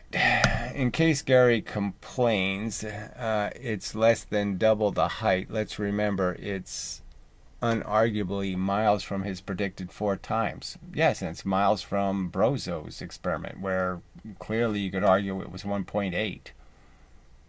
Even if we gave all of Brozo's concessions, it's 1.8, fuckhead, not 1.4. So why the gigantic difference between your experiment and his experiment? All right, indeed, it was way off Gary's predicted result. Yeah, it was way off, no doubt about it. But it was also a pile of shit as an experiment in the sense that it wasn't very clinical. And no quick release is a big flaw. Compressing the springs all the way, big flaw. The camera angle could obviously throw off the figures I have arrived at, but it's uncannily close to KE predicted of 1.4. So he doesn't even realize, Michael Falwell, that 1.4 is the velocity, not the height you're looking for. So, whoops. All right. Then Mindless says KE doesn't predict 1.4, the height in this case. So that's all he says. So he doesn't say anything about, he could say, well, KE predicts that the height will be 2, but the velocity will be 1.4. And you'll destroy a big giant chunk of the momentum for unknown reasons. All right. Fair dues. And thanks for the clarification, MM. The camera angle may well be throwing out my measurements from going off my tiny phone screen. So whatever. Apparently he did the measurements on his phone. Fine. Whatever. Let's see. The heights should be half mass be achieved. What height should half the mass achieve? I think I'm getting confused with Steve's linear version where I now realize it is going up against gravity. Yeah, well, in some sense, the linear thing doesn't make any difference because linearly, as I pointed out, friction is gravity sourced. So it doesn't really make any difference. Anyway, thanks for the head up. My bad, just used the correct equation for height. Okay. And can now see it should be 2x the height. For that velocity, yes. How is it going to get out of this? So Ian is really convinced that somehow I have something to get out of when I'm defending the law of conservation of momentum. And he's attacking it. And I should feel all defensive. Like, oh, how am I going to explain this obvious fact of his that he doesn't have to conserve momentum? No, it's not really a threat. The threat is that obviously you did something wrong in the experiment. Okay. All I know is that it should be entertaining. Yeah, whatever. Yeah, the fact that I have to waste all this time, and again, the only good thing about all of this crap is that it proves the people who claim, how could it be that science could be blah, blah, blah? This shows how biases work and how aggressive all these people are in trying to propagandize and force the truth to match their theory. And look at how aggressive they are in, doing shitty little experiments that don't really add up to much, and they're claiming it's a decisive proof. So this is how you could have the Eddington experiment, which was a piece of crap right from the start. It was found out years later that they did destroy part of the evidence because it didn't fit. The whole thing was a sham, and they've never repeated the experiment. You say, well, how could science commit those kind of glaring bullshit moves? Well, this is how. Okay, they're just demonstrating how it works, how people's motivations are everything. And there's no integrity involved at all. Okay. You may just ignore it altogether and hope it blows over. Well, I don't see where I'd do that. I don't know where you have an example of that, fuckhead. But anyway, it's easy to make mistakes and get wrong-headed on things, as I've just proved in recent comments. Yeah, well, you just proved it by saying it's, confusing the distance with the velocity. But being stood corrected is a good thing, and I think his views concessions are a weakness, but that's how we learn. I think his views concessions. I think he views concessions as a weakness. I think I'm viewing you as weaknesses in terms of doing neurologically honest processing of reality. You're a dishonest, poorly motivated, dumb fuck. Okay? If he does take the time to pass judgment on this one, I can see those plastic bobbins being the cause of excess friction. I don't know why you would even bring that up. I can't see. I don't know what they're made out of, frankly. But whatever. Or your sprint level being accused of not being calibrated. Who cares whether it was level or not, frankly. Whatever. I don't think it could make enough of a difference. All right, I will be interested to hear what he does dream up on this one. I don't know. For 2 months we've been arguing about the necessity of quick releases, and Brozo's been mocking it, and this guy's been mocking it. So that's the first place to look, frankly. You should have said, well, I bet he's going to say, gee, you're not using a quick release again, are you? And it's enough pressure where you're having to strain yourself to hold the spring compressed. So it's that much pressure. And yet we're supposed to believe he doesn't even in that circumstance think he's obligated to use a quick release. I probably shouldn't just call it a quick release. You're talking about a non-friction release. All right. If it weren't for the fact that you need both hands to hold the weights down, so so it's a huge amount of pressure using two hands. So with using two hands, he's going to do the release perfectly with two hands. Okay. A great way of getting reasonably accurate measurements without any messing about, is simply to feel at what point it stops hitting your fingers. So he thinks he can do that. I mean, this thing is moving at a speed that's going to be something less than per second. Okay, it's less than a second of time it's going to take for it to get to where it's going. And he's going to feel. Okay. The difference between 30 and 40 miles an hour or something. I mean, ridiculous statement. Held steady at the various heights until you find the limit. So isn't that even bizarre? The limit of what? So like Brozo smashed the springs all the way against a wall and said, that's a standard amount of compression. Not too smart, frankly. So you need an assistant in this case. Huh? What the hell is it? It looked 2x as near as I could tell by observing the filthy stains on my PC monitor. No, I think those were actually in his room. But anyway, as a rough measurement guide, another great simple experiment only Muppets can disagree with. So again, there's no reason to think this experiment doesn't prove violation of conservation of momentum. We all should say yes. It's a great it's a great confirmation that there's no obligation to conserve momentum. So it's just this is just so I mean, can't these people recognize they have some obligation to account for what they're saying? They're saying there's no conservation of momentum law. All right. Well, don't you think you need to explain then? All right.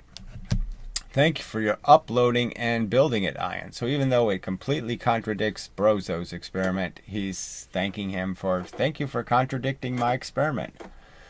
That makes the world make so much more sense. I mean, the more conflicting results we get, the more credible we will look. So the more you do experiments that conflict with mine, the more credible we're going to look. That's their theory. All right, P.S. Unless you can make it hit a bit of clay or whatever to prove it to Gary. So again, I can freeze the frame and prove what? Prove that he can't do experiments worth shit, just like you. Prove that what? Okay. Thanks, Steve. I'll keep molesting science trying to get the proof. Yes, you are molesting it. I mean, frankly, you're doing these filthy, dirty, cheap, cruddy, simpleton experiments and then claiming to have boldly, again, done something. I violated the speed of light. I destroyed the notion of the law of conservation of momentum. I mean, you're making a very bold claim against already well-established physics, and you're not taking any account for how serious the evidence should be if you're going to be doing that. All right. Hey, where did you get the equation from? I got this one, equals mgh. Let's see, potential energy, gravitation. Yeah, so it has mass and the height and the gravitational constant. And as I've already argued, obviously that'll get you the kinetic energy as a result. But there's no evidence that that's true because, frankly, gravity's 9.8 meters per second, not per height. Okay. But indeed, when you compare the heavy probe with the lighter probe, when both are launched by the same spring, the ratios of their heights proportions as the mass of the lighter probe divided by the mass of the heavy probe. Clearly, they're moving different velocities, you retard. I mean, it's just so stupid. Anyway, let's see, another Falwell. Hi, John. Good to hear from you, dude. I was getting a little worried about you as it's been quite quiet lately. Hope you're okay. So this is a little bit of a waste of my time. A little birdie whispered this equation in my ear. It was kind gentleman you might be familiar with. I don't even know. There's no equation here. I don't know what he's talking about. Oh, God, these people are just so despicable. All right, so let's see if there's any comments, and then we'll do this video on Hooke's law. Okay, so that's the agenda. Let's see what we got here. Chat. All right. Okay. Oh, Ian. Spring should bounce up higher. The energy left over. Okay, we did that. Is it supposed to go up to the top line according to their theory? No, it's supposed to go up to the top line according to conservation of momentum. It's supposed to go twice the velocity. It's half the mass and it's the same force. The argument is it has to go twice as fast. If it goes twice as fast, it has to go 4 times the height in gravity. Damn, Ian at it again with no explanation. Yes. Wouldn't Ian's experiment be fail because he's using inconsistencies using his hands rather than using a lever? Well, whether you used a lever or not, the fact is that even if you use a lever and you're using things that are going to be moving 1.5 or 1.5 pounds of weight, obviously you're going to need a device that's going to ensure that the energy gets into the object. I mean a quick release, yes, of course. If momentum equals force equals time, I didn't times time. No, yes, force times time. And they have different momentums. So why should they have different momentums? That's the whole point. Half the mass, twice the velocity. Where's the different momentums they should have? Then they are accelerated for a different amount of time. It's not about, so you want to turn this into the acceleration time. When 2 Newton's cradle balls hit each other, there's no acceleration time. Nobody measured, well, how long did it take when they were connected to each other? And let's measure that distance and decide, no, nobody does any of that crap because it's irrelevant. All right. The spring force accelerates the object's less time.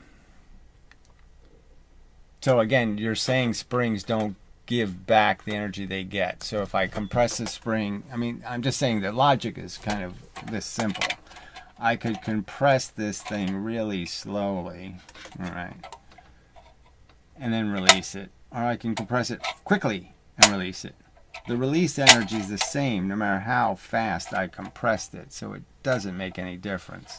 Now, the fact that this has to produce a velocity, the argument is that's what springs are good at. So if it is a certain amount of pressure, it should be able to move a light object at 30 miles an hour and something twice as heavy at 15 miles an hour.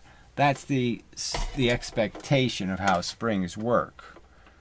And it's sort of demonstrated because springs are used on air tracks, they're used on lots of things, and they do give back what they get in terms of momentum. So a certain amount of momentum hits the spring, if it's a 5-pound cart and I crash it into the spring shoots the 5-pound cart out at whatever velocity, 20 miles an hour.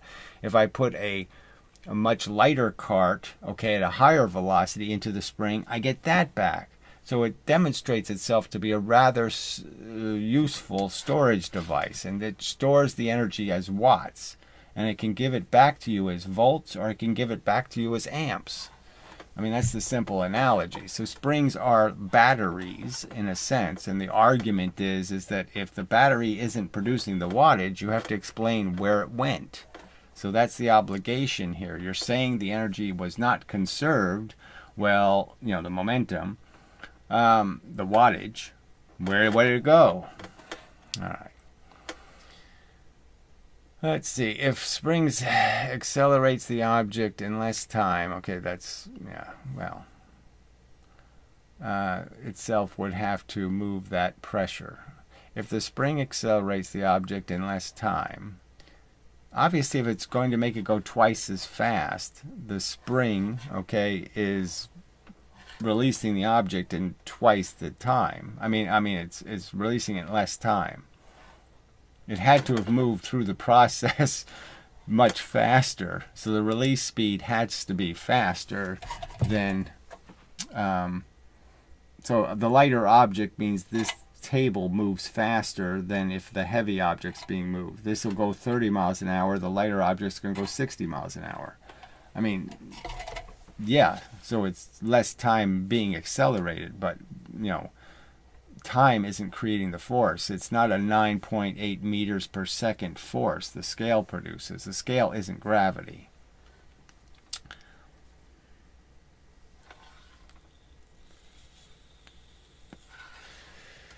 All right, so we will move on to the video talking a little bit about Hooke's law. Okay, in this video I want to talk about Hooke's law and elastic behavior. They are two separate ideas that are often mixed up together, so I want to explain each one and show why they're different. So yeah, they are different subjects, because you can have elasticity from a lot of different ways. It doesn't have to be in some linear spring way, I guess. I mean, you have the elasticity of the hard object, okay, that doesn't store any energy. So the fact that the Newton's cradle is called elastic, it's elastic for an entirely different reason, okay, than the fact that it stored the energy. So, what's it all to do with? Commonly, you'll learn about Hooke's law within the context of springs. So, I've got a spring over here, and you can do an experiment where you measure the original length of the spring using a ruler, and then hang some weights off it, apply a force to it, measure the length of the spring, and calculate the extension.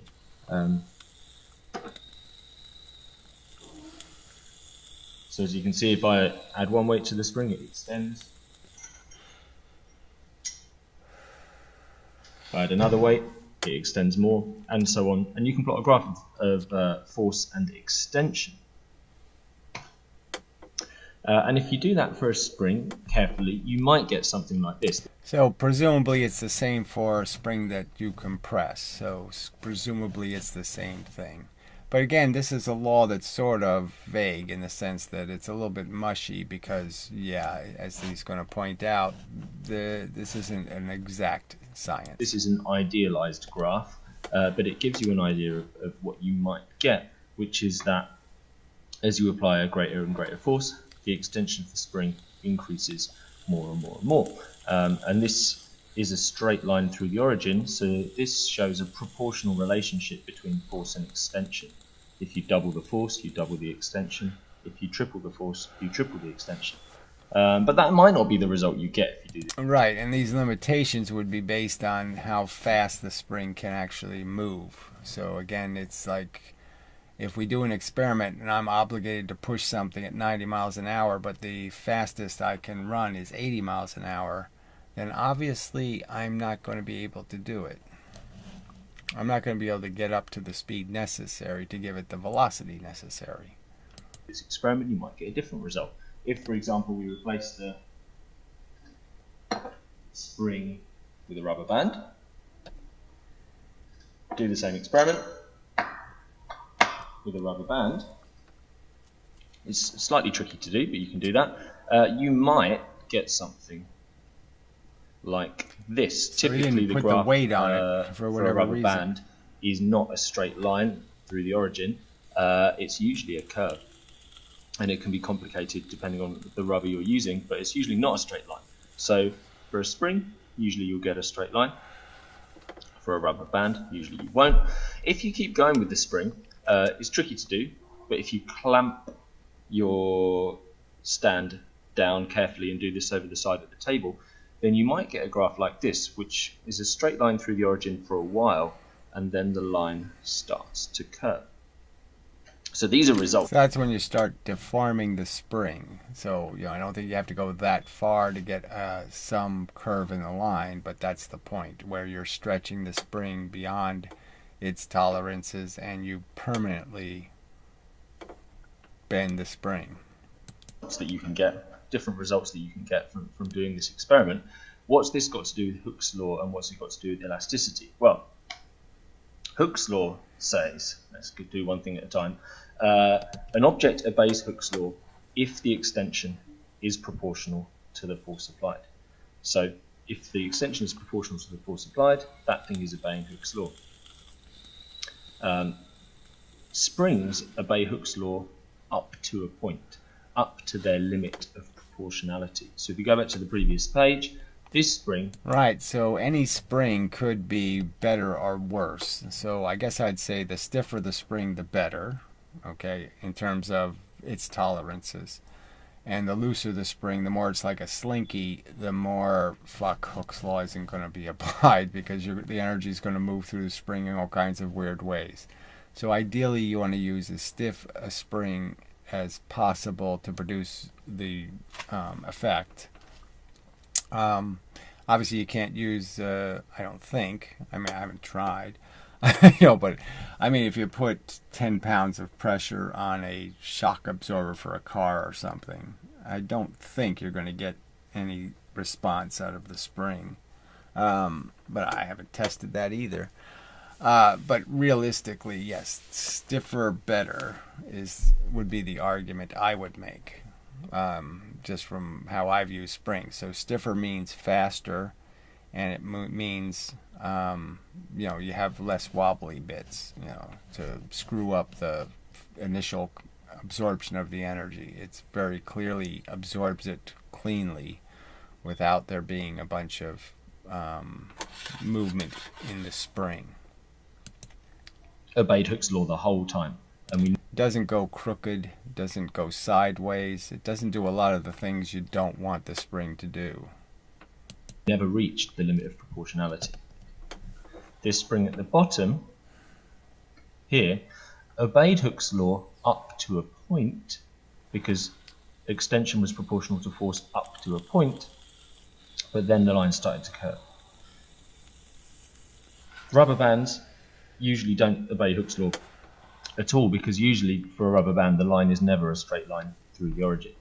Now that doesn't mean that if you pull a rubber band back it isn't the same amount of force each time you pull it to a certain length. So in most of these experiments we're doing, the rubber band doesn't have to obey Hooke's law because we're not going twice the compression. We're just saying here's a certain amount of force you want to put into the experiment, and we'll see if we get twice the speed. All right, so again, I did the experiment, and it didn't come out anywhere near 1.4. It came closer to 1.8 something. Okay, so I didn't get twice, which I was supposed to get, all right? But there was lots of flaws in my experiment also, and so there's reason to recognize that, yeah, it's, who knows. But I just mean, there's every indication that you can produce any result you want, and that's the part that's just really dangerous. Do the experiment badly enough, and you can produce almost any result. So this is the idea with Hooke's law. It's all about the proportionality between extension and force. Extension and force are proportional to each other up to a point. Now, what is the limit of proportionality for a spring or for anything else? Because springs aren't the only things that obey Hooke's law. A normal bit of wire, metal wire, will obey Hooke's law up to a point as well. So the limit of proportionality is the point. So that's a really good spring, frankly, is, you take a piece of steel and you just bend it, and it makes a really good spring because you push on that bent bit, and, it's very springy. Yeah, frankly. That's the spring I used when I did the ballistic pendulum thing. I used a bent piece of metal. It was a one-coil spring, essentially, very stiff, but it was very reactive. Where the line... Very responsive. Any tiny deflection produced, a lot of energy. Stops being proportional, where it stops being a straight line through the origin, is the point where the line starts to curve. And you can identify this by getting a ruler. I'm going to use the straight line tool here.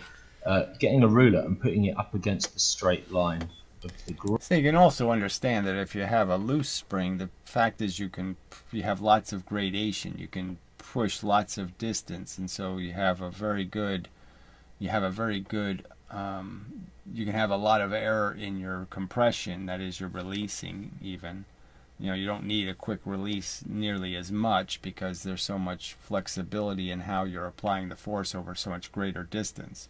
Where a tight spring, any little tiny defect, half the compression is going to be a tiny little bit, and so you have to be very precise in how you compress the spring and hold the energy. So that would be the downside of the stiff spring, is you have less distance to work with, and so it becomes a higher margin of error. But the fact is that, yes, you don't have the defects of the softer spring giving you a mushier amount of energy, more variable. Graph, so that's like having the ruler up against it, and as soon as that line starts to curve, which I think is about here, that is the limit of proportionality. Up to that point it's a straight line through the origin, and then beyond that point it's not. So that's the limit of proportionality. Now, the limit of proportionality is also often confused with another idea, which I'll talk about now. So what is elasticity all about? What is elastic behavior all about? That's a different idea. An object is said to be elastic if it returns to its original size and shape after it is deformed. So if you deform something by bending it or by stretching it, and then you remove whatever force is being applied to it, if it goes back to its original size and shape, it's elastic. So that really isn't the right definition. So all of these definitions are a little bit useless, because it's the Newton's solid steel hard balls. Okay, you can make them out of like titanium. They're not going to deform, but they are going to cause reflections, and they will act as if they're elastic. So, and they're clearly not storing the energy and all of that kind of stuff, but they are behaving elastically in the sense that they're transferring the energy from one object to another. But it's only because they have the same mass that it works. Rubber bands are often called elastic bands because they do that. All of these others are storage devices, so they're consuming the energy, and they can give it back. They can give it back immediately, or you can store the energy in their deformation. So you change their shape, and you store the shape change, and the shape change will return the energy. Elastic band.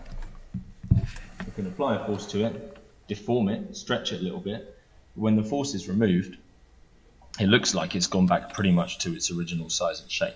So it looks like it was behaving elastically. And lots of other things behave elastically as well, like springs, for example. I'll put the spring back on here. I put one weight on it. It deforms, it extends. I take the weight off. Looks like it's gone back to its original size and shape. So it was behaving elastically. However, springs, as you probably can imagine, have an elastic limit. You can't keep doing this forever. You can't keep putting more and more and more weights onto a spring, and it will always go back to its original size and shape.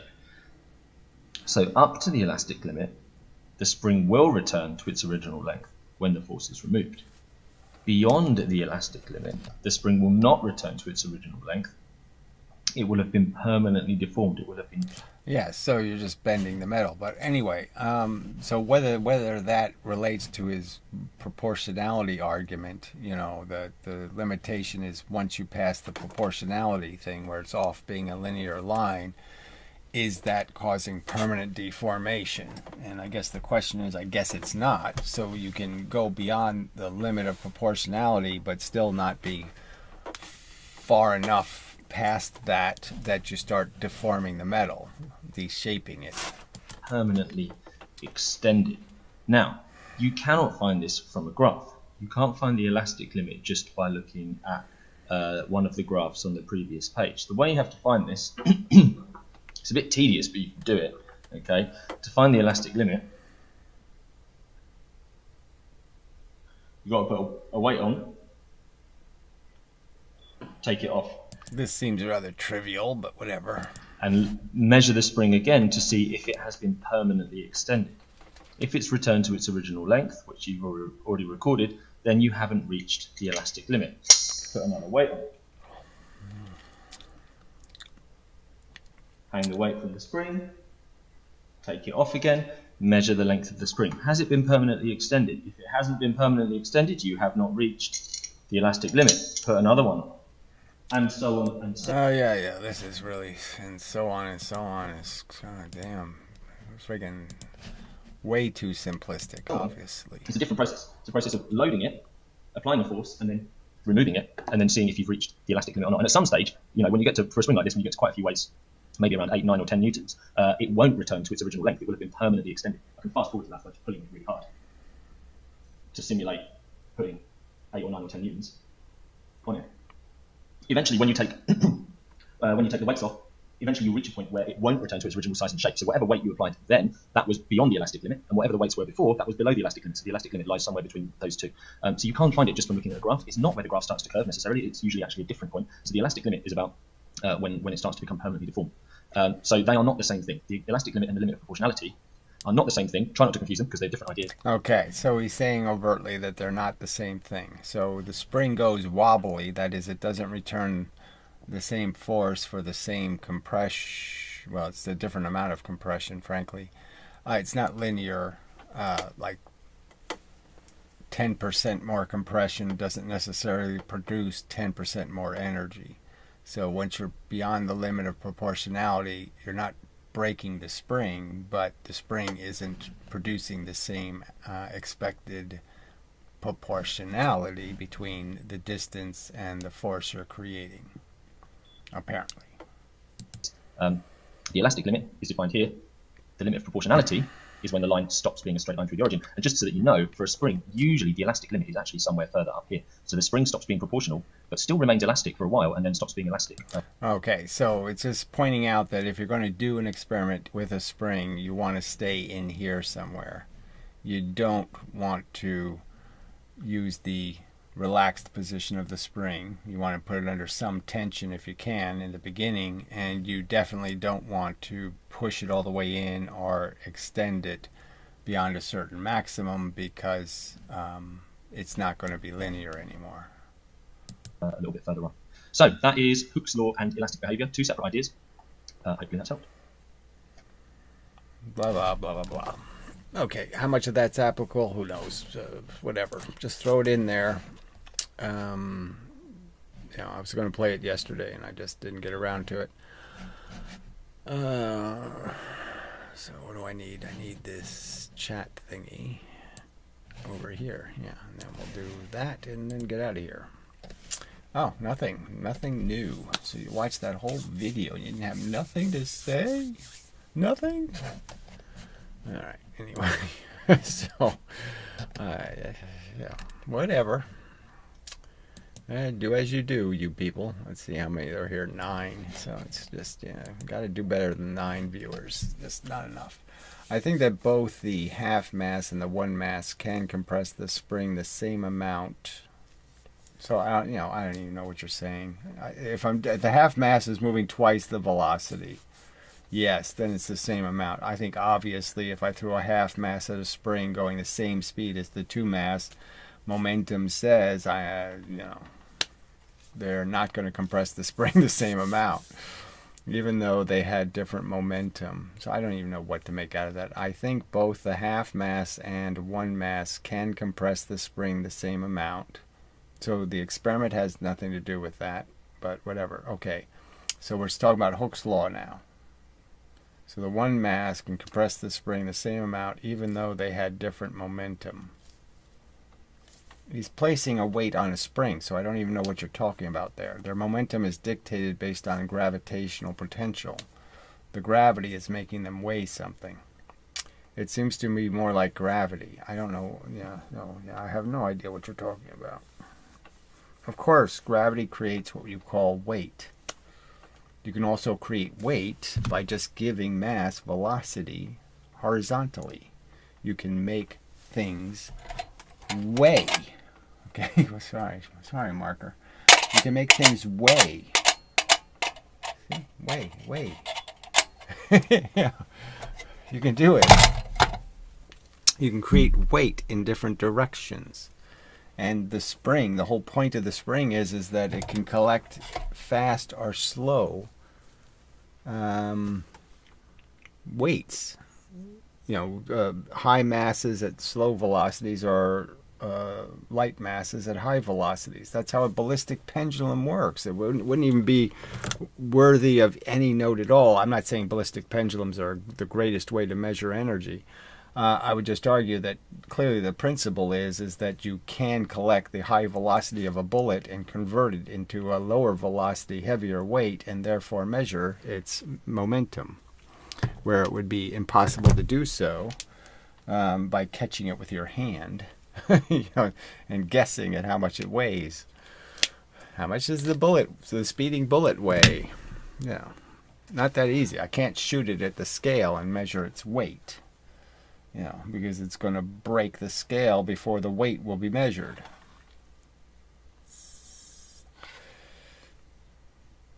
I mean, as much as springs can only release energy at a maximum speed, they also can only collect energy at a maximum speed. You can't put the energy in faster than the spring can deal with it. Or the spring won't deal with it and it'll just fracture.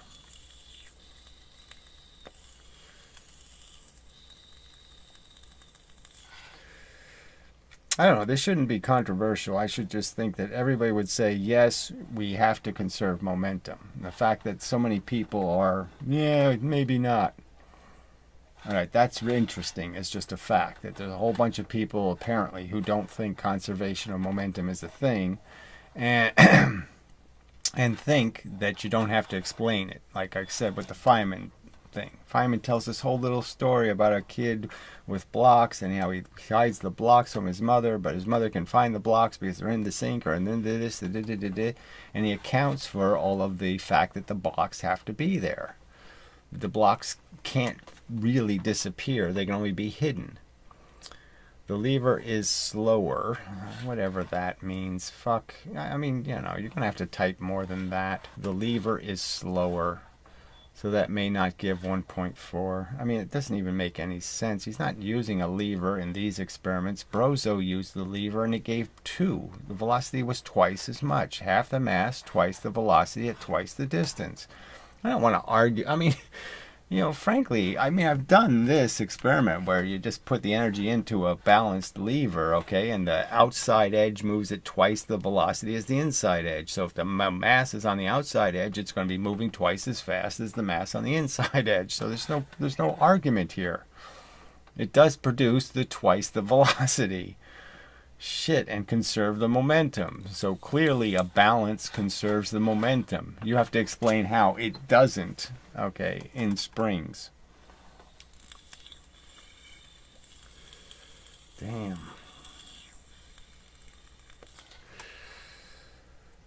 So maybe you meant to say the spring is slower? I don't know. I don't know.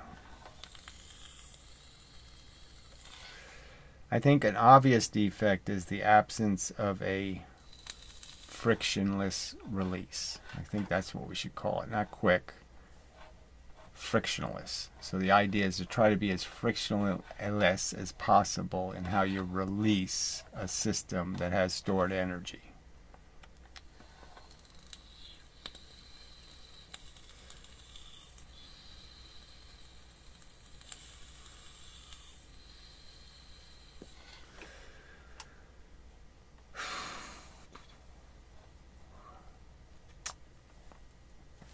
So anyway, yes, so the surprise is that conservation of momentum would have to be defended as an idea.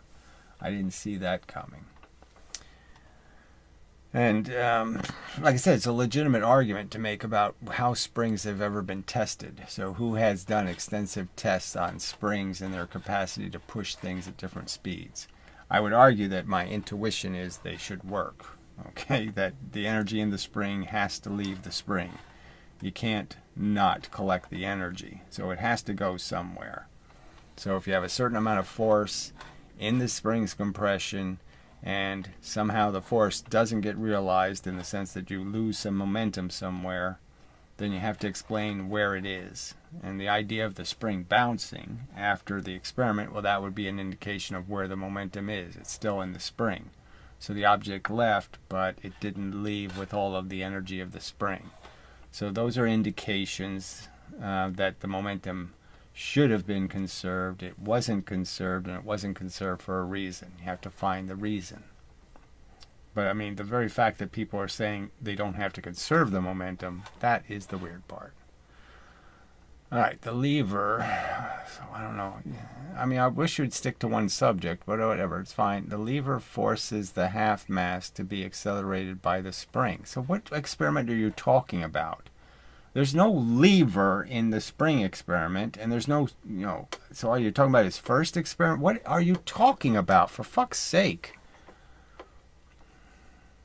It's not, so, okay, you're talking about the uneven, the imbalanced lever, so call it what it is. Are you talking about the unbalanced lever experiment?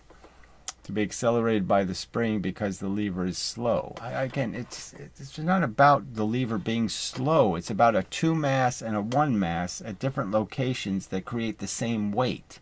So how could the same weight produce a different amount of spring compression or spring relaxation?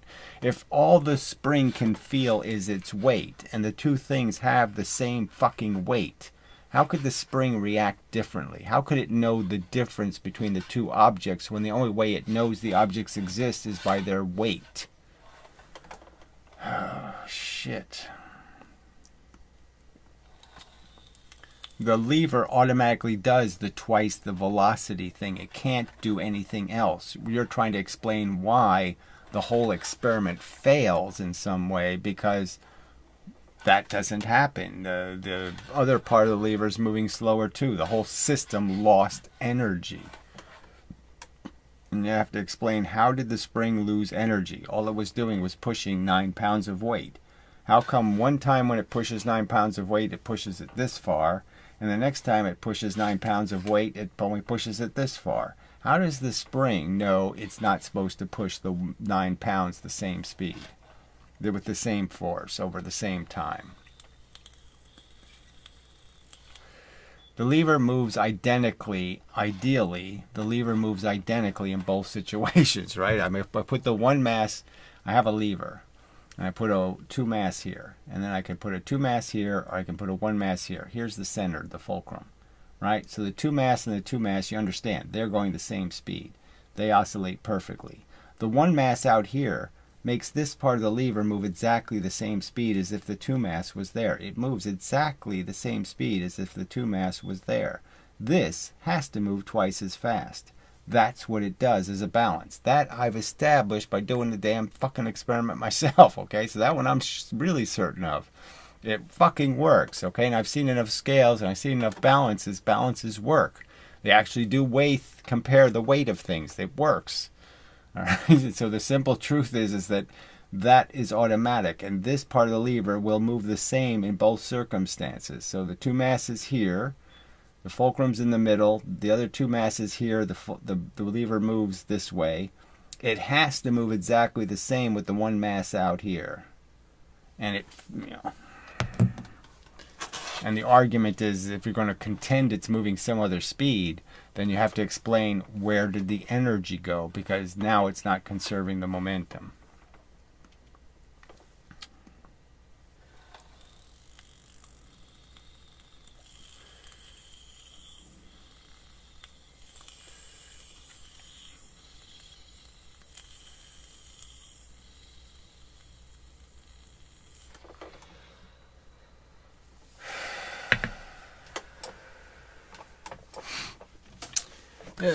This looks so hopeless. Until somebody shows up that can do experiments well, I guess we're just going to be stuck with this slop for a while. I mean, I can keep looking for videos that demonstrate exactly the opposite of what they're saying, so I just have to find somebody who does the simple spring experiment and compresses the spring the same amount and then shoots a half mass and then shoots a full mass and somehow gets different amounts of energy. So I suppose we can go back to pendulums as being the origin, like in the Mythbusters experiment, have the energy or the compression and then make the argument. So they're saying in the Mythbusters experiment, right, I take the same mass and I put it at 4 times the height, and I double the velocity, and I compress a spring with that energy, right? And I lock the spring at that compression. And they're saying that if I put a half mass on there, what would my expectation be? I have the same force, and I have half the mass I'm going to push. So you have to know it's got to go twice the velocity, which means it has to go 4 times higher than the other thing started at. It's really got no choice. So if somebody would do that experiment, because then at least, well, we're still stuck with a spring, so we want to try to get springs out of it. So we have to find some other way to store the energy.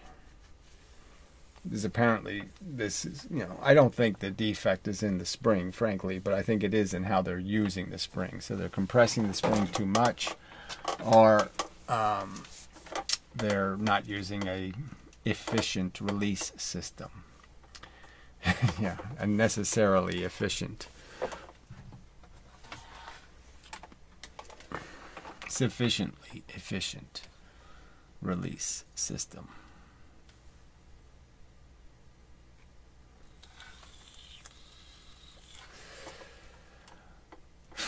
Well, like I said, when I did the experiment, that's what my impression was. The first time I did the experiment, I wasn't getting nearly enough velocity. So it was coming out like this 2-to-1 thing. I mean, it was coming out that I was only getting a small increase in the velocity of the lighter object.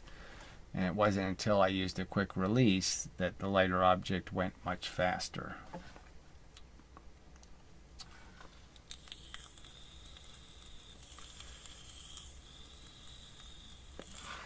So from my own experience, I have some indication that quick release isn't a joke. It isn't some unnecessary theatrical nonsense. It's really good practice.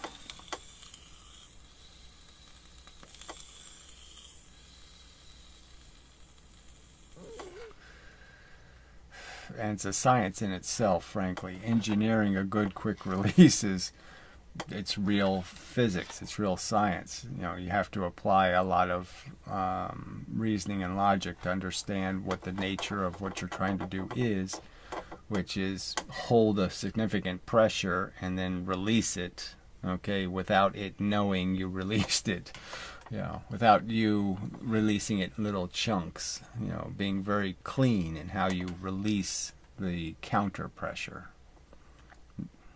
I mean, it's a lot of friction. It's like a 10-ton weight, and you're basically sitting on the ground, and you're saying you want to create no friction in a without losing any energy to friction.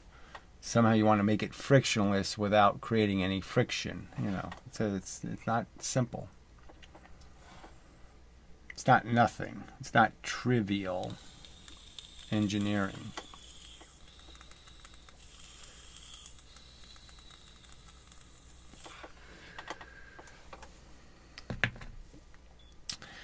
As Professor Lewin would say, it's not trivial. Not trivial.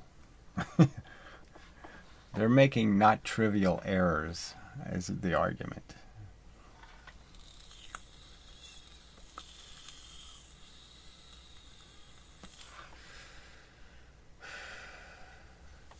Alright, 2-minute warning, which will probably be like a 30-second warning, but whatever. It's your warning.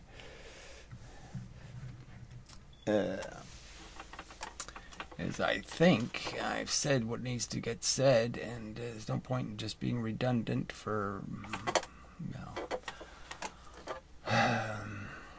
to satisfy myself in terms of I've pointed the argument as well as I can. I'm thrown in their direction, and I'm saying, well, respond. You're saying there's no conservation of momentum. You're not explaining if there is conservation of momentum, where did the energy go? Why did it not go into the objects? And you're not explaining why these rather poor experiments in terms of their, let's call it the clinical precision, should be good enough to overcome 500 years of what physics says. All right. So the fact that they have physics says things because of real rickety experiments, like a clay experiments, that's a different subject. But your obligation is to do better than they have done in the past. So your obligation is not to create another clay experiment. It's to do something really well, not something sloppy. And levers with a bunch of parts on them that aren't even balanced levers probably isn't a great way to start. So if you're going to make a lever, you should first put the same amount of lever on both sides of the fulcrum, and then talk about how energy is distributed. But anyway, how a force treats the weight that you've placed on the stick, and you've placed it in the form of masses at different locations, and that it may well affect the weight of the object if the force has to also move the lever. All right, it has to lift it, all of its mass. So here we go again. Even though the one mass had one velocity, the half mass had 1.4, they have the same force. So it says you, okay? I'm saying that's absolute nonsense. They don't have the same momentum. So obviously Newton would disagree with you 100%. Newton said force equals essentially momentum. You want twice the momentum, apply twice the force. So that only makes sense in your brain. It doesn't make any sense in mine. It's not conservation of momentum. So go ahead and explain how you can violate conservation of momentum. Because they spend less time. You keep saying it's not time. Springs don't give a shit about time. Time isn't a factor. It's not a time-dependent force. So you keep saying time is relevant to the expansion of a spring, and it's not. Okay, you can keep saying it. Okay, you're just making declarations. I completely disagree.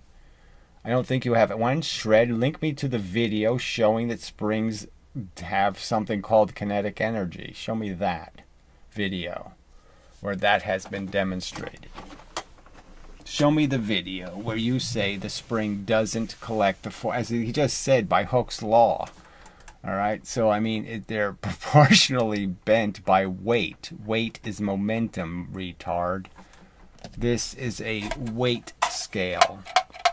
Weight is momentum.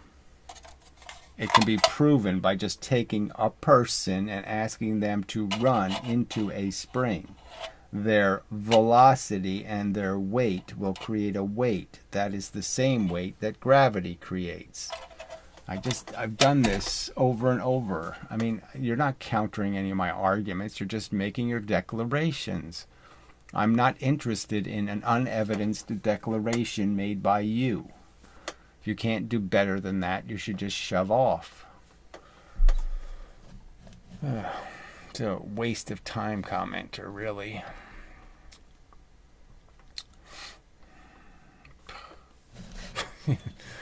Alright. So, till the next time and such and so forth and whatnot. I just have to find more experiments, I guess. Like I said, we already have the Brozo experiment completely contradicts Ian's experiment. So it's back to Brozo's court to prove that his billiard ball experiment was a fluke and was completely erroneously reasoned, and it didn't work at all. And and then they can keep making their assertion that they're proving no conservation of momentum. Alright. But anyway, till then. Alright, you're going to bring up my father. I'll punch you in the face. You mentioned your dad the other day. Was he interested in physics? So I really don't want to do this personal conversation crap. I just mentioned it as a reason why I thought all of this should have happened much quicker. But anyway, just to throw it in, he was a chemical engineer. So that was sort of the funny part, is he really wasn't interested in physics, you know. Yeah, I can't say he was much of a chemist, you know, in terms of biological chemistry. He was really a mineralologist, and he spent a lot of time at Allied Chemical working on ways of milling and shaping titanium. So he actually did work that created the nozzles, you know, on the Apollo missions, you know, because they had to make a titanium alloy for the engine nozzles, blah, blah, blah, blah, blah. Well, anyway, so, he had sort of an interesting career. And,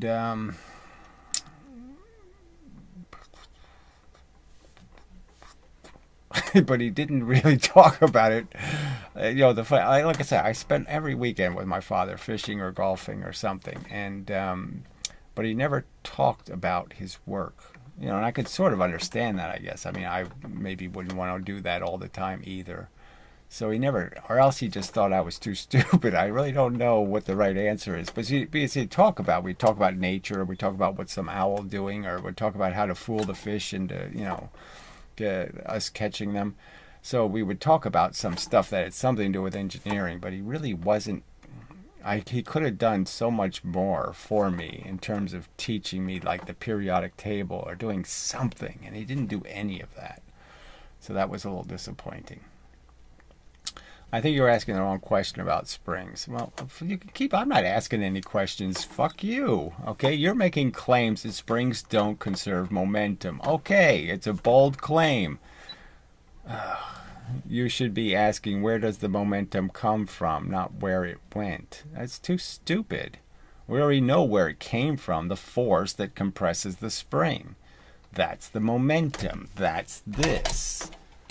Okay, you're saying I put a half mass on this compression and I won't get twice the velocity. Okay, that's your contention. I'm saying, how is that possible? How does the force know that it can't push the half mass at twice the speed? Even though I could create the same exact compression with the half mass. I could put the half mass at twice the speed. The scale compresses this much.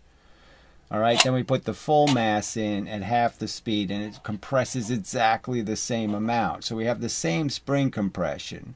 We know we can create that compression by shooting the half mass at twice the velocity. We can do it.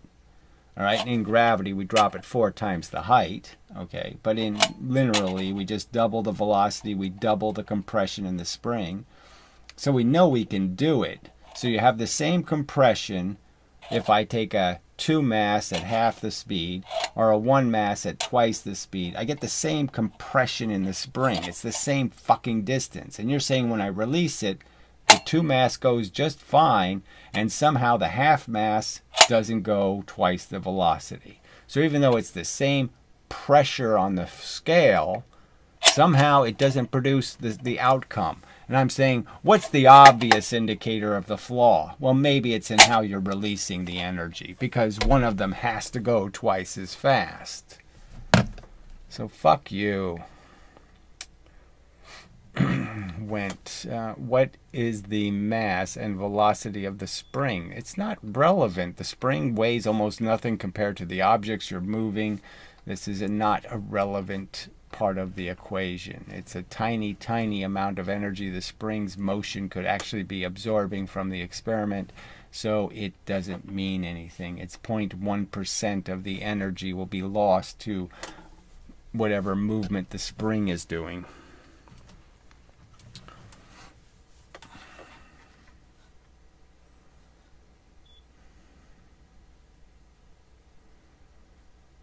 I'm just saying, you don't agree that, okay, you don't agree that if I have look, I'll do the gravity arm.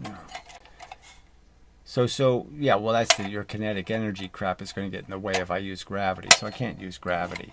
But you're saying that if I have a 10-ton train going 5 miles an hour and it hits the scale and compresses it, you're literally saying if I have a 5-ton train going 10 miles an hour, it's going to compress it twice as much. And I'm saying that's the experiment we need to see, right? Because you're saying I need twice the compression to launch the 5-ton train. And I'm saying I don't need twice the compression. It's half the weight.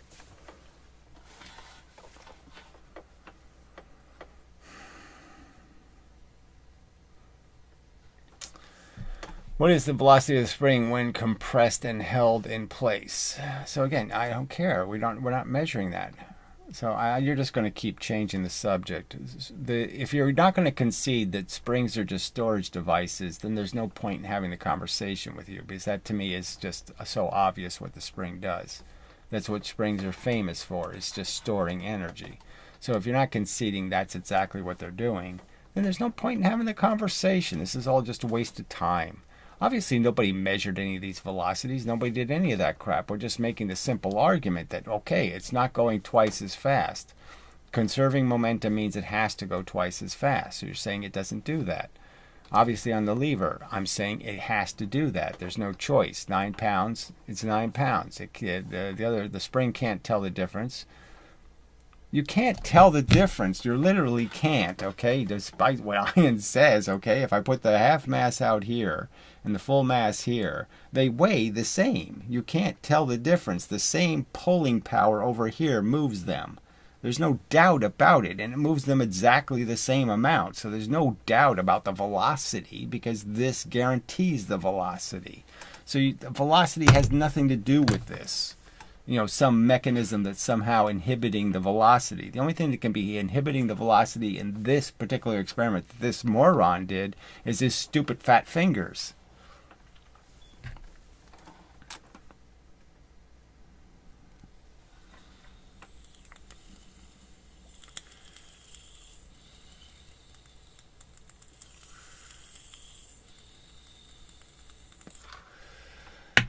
Well, I don't think anybody in these conversations is confused. I think they're belligerently shitty. Okay, so I'm pretty sure I'm not being belligerently shitty. And I'm damn sure they are. All right, because they don't provide any reasoning for what they're claiming. Again, if you're going to say it doesn't leave with twice the velocity, then you have, in fact, not produced the conservation of the momentum. So just do something to show how you can violate conservation of momentum. Explain how you violated conservation of momentum. The spring has no velocity, therefore it has no... What the fuck are you even talking about? The spring's just going back to its original condition, and it can do it fast or it can do it slow. It doesn't matter. It just doesn't matter to the spring. It'll give the force away based on whether you want it all at once, it'll give it to you all at once. If you want it a little bit at a time, it'll give it a little bit of a time. But it has a certain amount of pressure and it's going to give it out. There's a certain amount of water in the tank and you're going to shoot it. That's all there is. Well, you're saying he'll never understand. There's obviously a reason why he doesn't want to believe, okay? So he believes in something. Maybe he believes in free energy. Maybe he's hoping to make a warp drive someday. Maybe he's hoping to be the first explorer of the first wormhole. Who knows what he's glued to? But he's glued to some reason why he's defending a nonsense, 1/2 mv squared, okay? It's nonsense. It doesn't happen.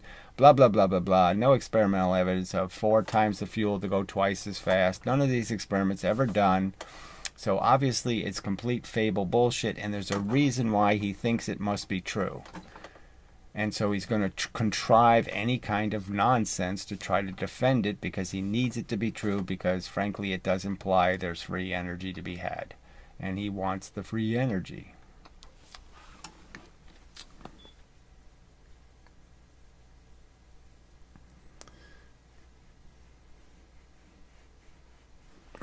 Let's see. See, he is attributing nonsense motivations onto you now. There is no rational debate. So what do you think his motivations are? He says it has no momentum. It has no momentum. It doesn't store energy, is what he's just saying, right? Somehow the spring, the compressed spring, doesn't store energy. It doesn't store force. So when Newton said, twice the momentum, twice the force, Newton was full of shit. So go ahead and say those words. Yes, you think Newton was full of shit. Newton certainly thought springs stored force, momentum.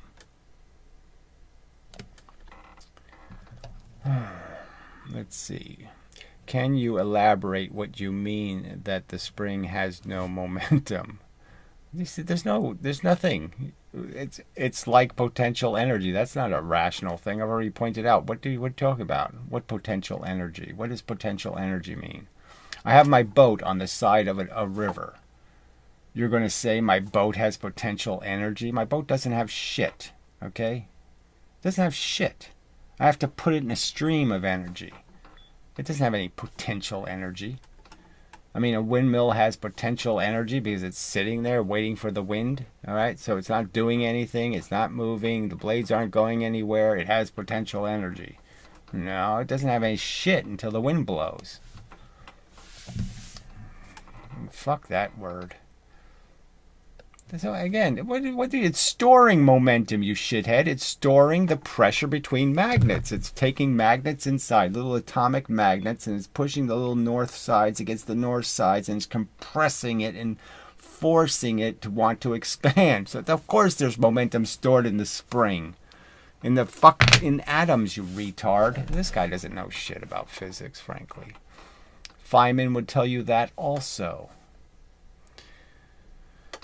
All right, I asked whatever this is. Oh, chat. Fuck you in this chat GDP. The other day, if you need 4 times as much fuel to go twice as fast, it said you need more than twice as much, but you don't need 4 times as much.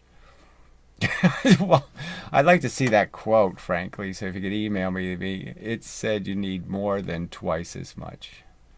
Oh, okay, but you don't need 4 times as much. Oh, well, that's actually, but why would it be more than twice as much? So it won't answer that question, right? Why more than twice as much? And if you don't need 4 times as much, then kinetic energy can't be true because it's free energy formula again, right? Because if it's not 4 times as much, then you're getting a free ride. Can you explain what you mean, though? Whatever that means. He obviously has no intent, okay? We can see his comments are all 3 or 4 words. He just likes to make declarations. So 4 words, 2 words. No, yours was 2 words. So he got all the way up to 7 words there. But I mean, look, it's all this 4 or 5 word sentences. And he's going to argue physics that way. Yeah. So he's not long for here. He can link to nothing, he can produce nothing, he can show nothing, and he's just going to make his declarations. Fine.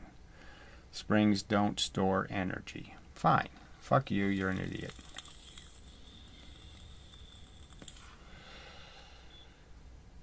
Okay, it's obviously not conserved, so you can keep lying, but it's obviously not conserved. What you get out, the half-mass object moving less than twice the speed, is not conserved momentum. All right. The momentum is conserved because the spring will push the Earth with an equal force for the same amount of time. So this is just more babble. Okay. It has nothing to do with time. Springs can release the energy quickly or slowly. They can collect the energy quickly or slowly. So it's just a lie to imply it's about how long the spring is compressed. That's just absolute shit.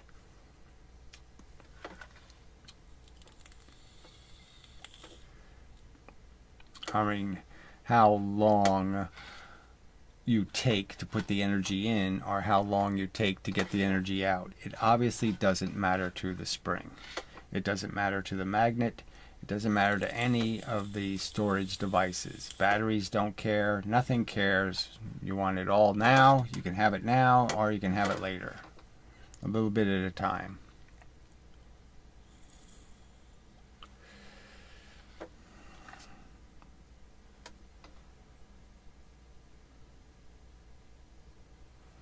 Well, this is sort of cheating the argument because obviously we're not talking about the inefficiencies of the engines and all of that kind of crap, so that'd be a tiny difference.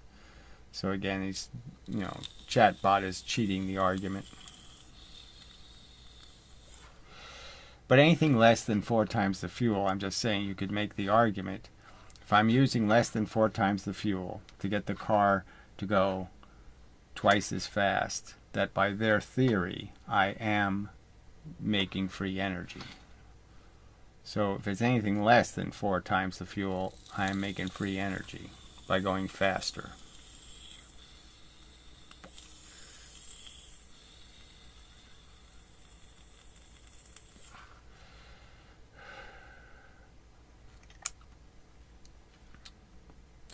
Chatbot should be saying, no, it could take much more than 4 times the fuel. That's what it should be saying. So it basically is defending momentum. Is it saying, all right, a little bit of momentum is lost because of the inefficiencies of engines and tires and all of that stuff, so you'll lose a little bit of the energy, so you'll need a little bit more to go twice as fast, is what it's really saying. Because if you wanted to defend kinetic energy theory, you'd have to say, no, it takes actually more than 4 times the fuel to go twice as fast. Yeah, a little bit more.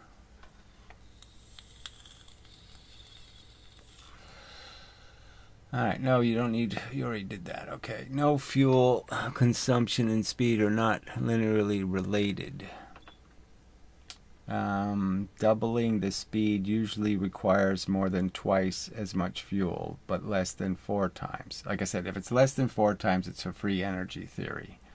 So he's basically saying the chatbot is saying there is free energy.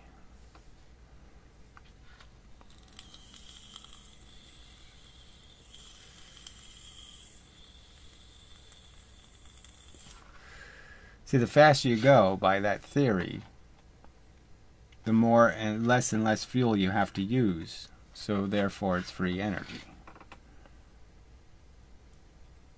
Because you can get it back by crashing the car into a spring, so for example.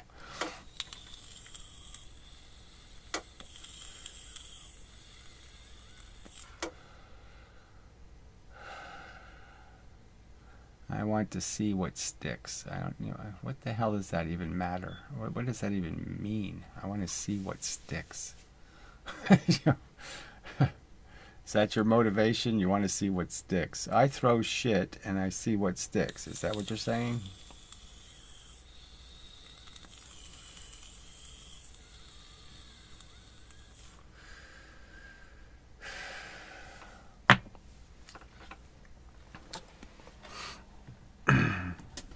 So you're not motivated by true inquiry into the nature of reality.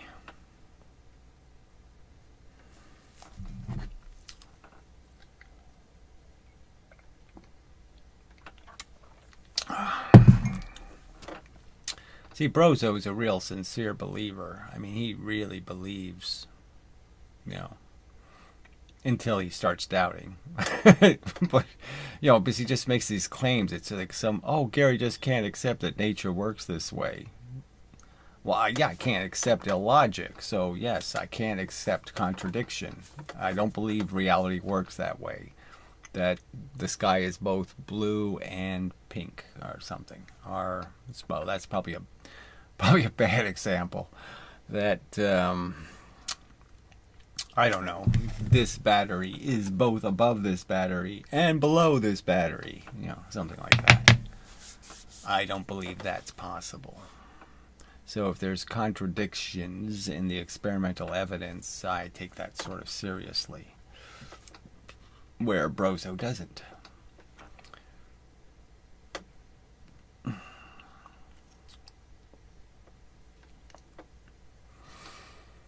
Alright, so it looks like you're petered out, you commenters, you. So, 240, yeah, it's a really long video. Alright, I knew I was behind, but damn. Can you prove how you change the direction of momentum? Can I prove that a spring, things bounce off the spring in the opposite direction? Yeah. I don't think I need to prove that. But there's lots of turns in direction that you can create. You shoot something into the moon's gravity and you can shoot it back in the opposite direction, only expending a tiny bit of energy. Let's see what else. Springs, all elastic objects change the direction. Tennis balls aren't very efficient. You know, you lose 25%. What happens to the earth when you bounce it off the spring? What happens to the earth when you bounce it off the spring? It doesn't matter. We're not talking about the other side of the reaction. Now, if you're claiming the earth somehow absorbed all the momentum, you can go ahead and claim it, but you won't be able to prove it because you won't be able to put a scale on the other side of the scale and show us the scale moving because there was more force going into the earth. So put a spring under the spring and show us that spring, all right, stealing all the energy or something. It's not going to happen. So whatever, it's just too silly. I think it's too silly. A bit of speculation to say that somehow the same weight weighs something other than the same weight. I mean, that's the simple argument, okay? A half mass going twice the speed is the same weight as the full mass going half the speed. So I'm just saying, it's the same weight. How do you get around that? How does the Earth know they weigh different amounts? And it's supposed to steal more of the energy. I would argue it doesn't know that. The same conditions that compress the spring have to operate on the release of the spring. That is sort of the argument. You can't change the pressure because the Earth is going to feel the same pressure because they weigh the same, because they have the same momentum. Things with the same momentum weigh the same. So anything I put into this that has the same momentum will compress this thing exactly the same. So I can have a very light thing going fast, or I can have a very heavy thing going slow, and it will compress the spring the same amount. Alright, I suppose that's enough of a closing statement. Alright, so till the next time and such, and so forth and whatnot. Yeah, till the next time, so forth and whatnot. Yeah, it's pretty